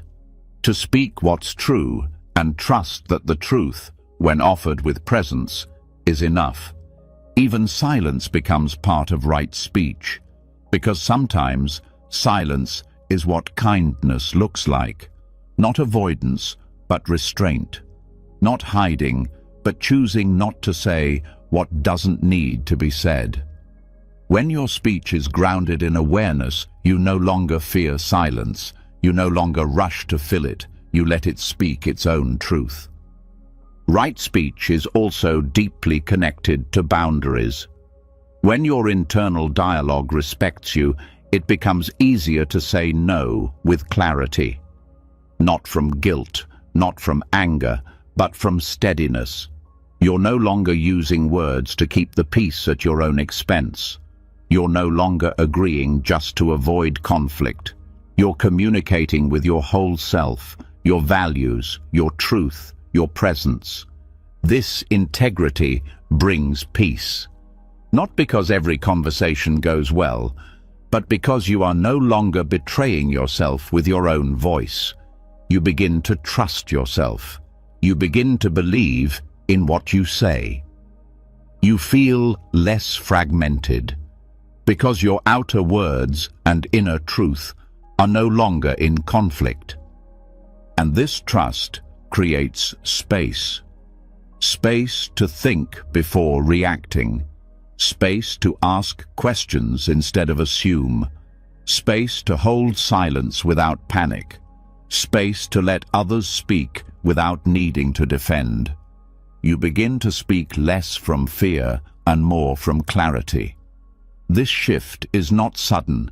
It takes attention. It takes willingness to listen to the voice you've been living with, not to fight it, but to understand it, to recognize that it learned its tone from somewhere, that it tried to protect you, that it repeated what it heard, and then to slowly begin changing it, not by force, but by choosing different words, again and again. The voice in your mind can become your ally, not by being perfect, but by being honest, by reminding you of your values when it would be easier to abandon them, by speaking with gentleness when the world is loud, by helping you pause when you want to rush. Right speech transforms mental conflict, not because it fixes your problems, but because it changes how you talk to yourself while facing them. It reduces the extra suffering, the guilt, the shame, the self-attack that makes difficulty harder than it needs to be. It builds a foundation from which real clarity can grow. And from that clarity, your whole way of being begins to shift. You stop seeking validation through words. You stop performing peace. You stop hiding behind cleverness or silence. You speak when it matters. You listen when it doesn't. You rest in the space between words with trust. Because you've learned that the most powerful voice is not the one that says the most. It's the one that speaks from the deepest part of you, the part that doesn't need to be right, just real. The part that doesn't need to impress, just connect. The part that knows what you say to yourself is what you live inside. And now, you live inside something softer, something steadier, something kind. As your words begin to soften and inner speech becomes a source of clarity rather than conflict, something unexpected happens. A quiet spaciousness opens. One where you're no longer defending yourself against yourself.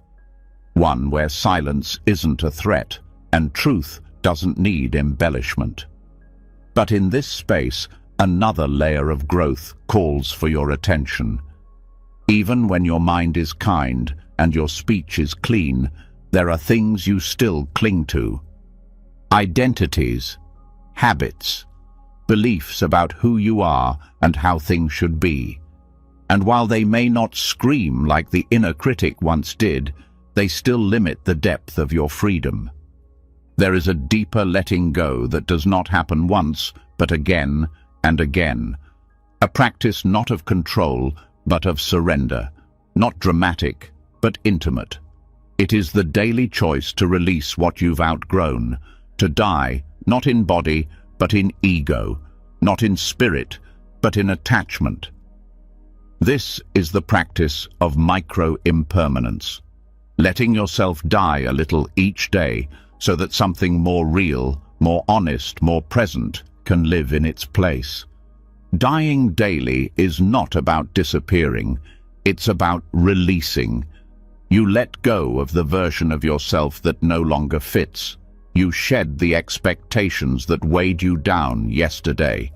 You watch the roles, the routines, and the labels you've picked up, some useful, some outdated, and you bow to them, then loosen your grip. It's not a rejection, it's a recognition. Nothing you identify with is permanent. And the more you pretend otherwise, the more life becomes a performance instead of a presence. This practice is subtle. You might begin with one small thing, how tightly you hold on to being right, or the way you rehearse your image in front of others, or the routine that comforts you but secretly dulls your spirit. You notice it, you pause, you ask, what would happen if I didn't cling to this today? The answer is rarely immediate. Sometimes discomfort rises, sometimes relief. Either way, space appears where contraction once lived. This is not a denial of who you are. It's a return to what you are beneath the layers. The personality you protect, the stories you retell, the patterns you repeat. These are costumes. Some serve you, some limit you. The point is not to judge them, but to see that they are not fixed, that you are not required to keep wearing them. When you die daily to who you were, you give the next version of yourself room to breathe. You don't force transformation, you allow it. Like shedding skin, it happens in layers. Sometimes you don't even notice until afterward, when you no longer feel the need to explain, defend, or achieve something you once believed defined you.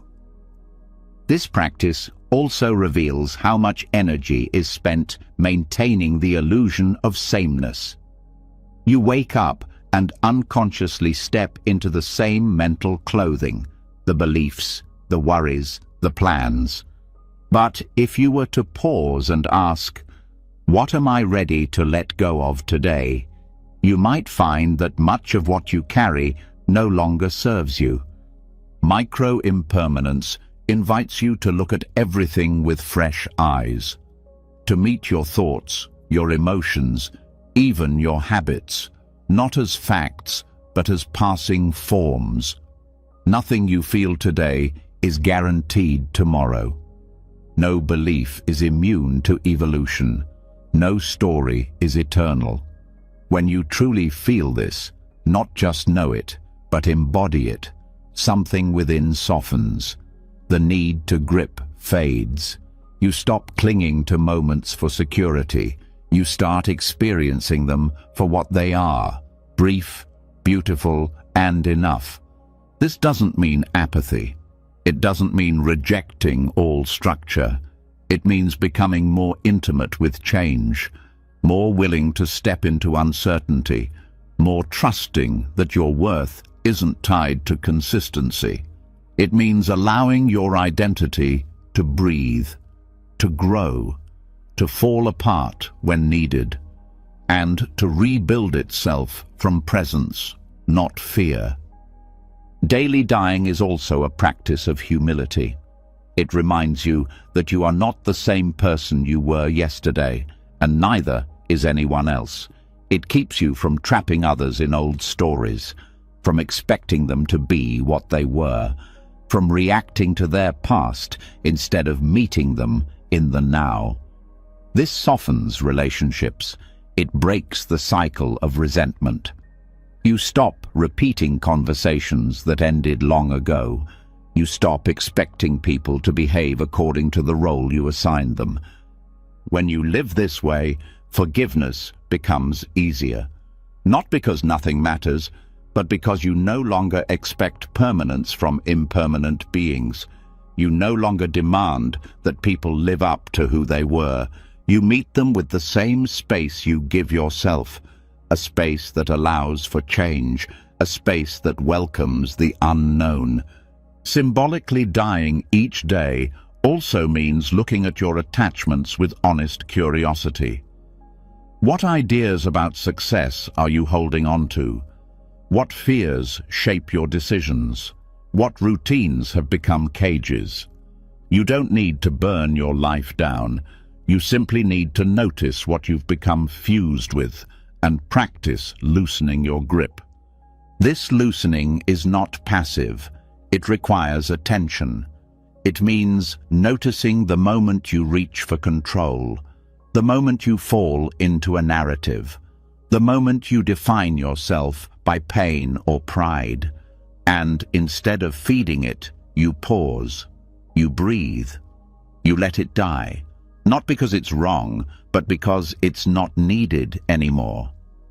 And from that pause, something else arises, a deeper kind of self, one not built on repetition, but on presence, one that doesn't need to be right or healed or finished, one that just is, open, aware, responsive. This self doesn't cling to yesterday's version of peace. It meets what's here today. It's not afraid to be new.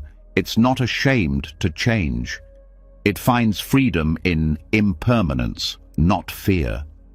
It's not the kind of self you can define. It's the part of you that remains after every layer has been allowed to fall away. In many traditions, the idea of dying before you die is a teaching about freedom. It means practicing the art of letting go now so that death is not a shock, but a continuation. If you can die daily to your attachments, your opinions, your fears, then real death is not something foreign. It is just another form of release. This practice, lived sincerely, also brings clarity. You stop confusing attachment for love. You stop confusing routine for safety. You begin to live with more presence and less effort. You stop needing to prove who you are. You become interested in what remains when proving is no longer needed. And what remains is not emptiness in a hollow sense. It's space, creative, alive, awake. The space to be who you are without being trapped in who you were. The space to meet life without armor. The space to feel everything fully and release it fully. Even your habits begin to change, not by force, but by attention. You catch yourself going through motions. You pause and ask, is this alive for me, or am I just doing it because I always have? And if it's no longer alive, you let it go. That act alone is a form of dying, a gentle death of routine, a soft rebirth into presence. You also stop fearing the unknown, because every day becomes a rehearsal in trust. You trust that letting go will not erase you. You trust that change will not destroy your center.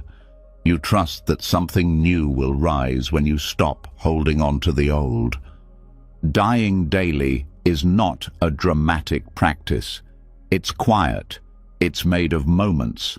A breath you don't rush, a pause you don't fill, a truth you don't cover, an identity you don't defend.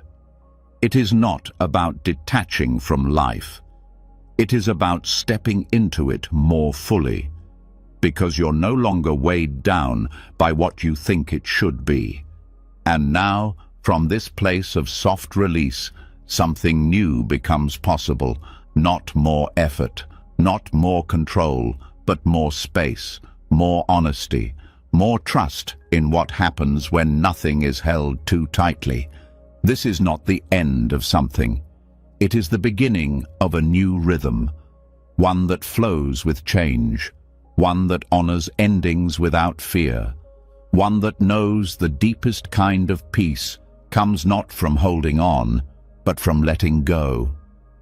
A little more, every day. And now, as the breath slows and the mind softens, let everything you've heard tonight settle not just into memory, but into your being. You've traveled through silence, through slowness, through letting go.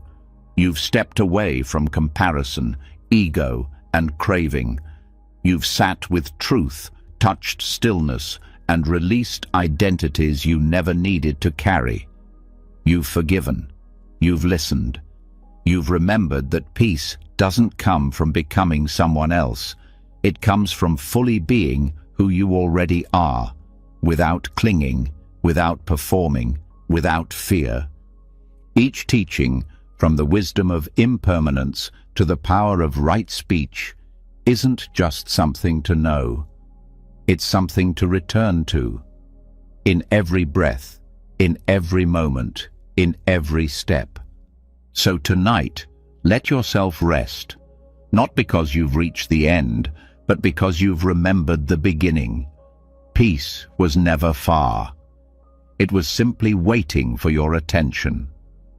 If any part of these lessons touched you, even in a small way, I'd love to hear which one. Leave a comment below with the words, "Peace is a practice," so I know you were with me until the end.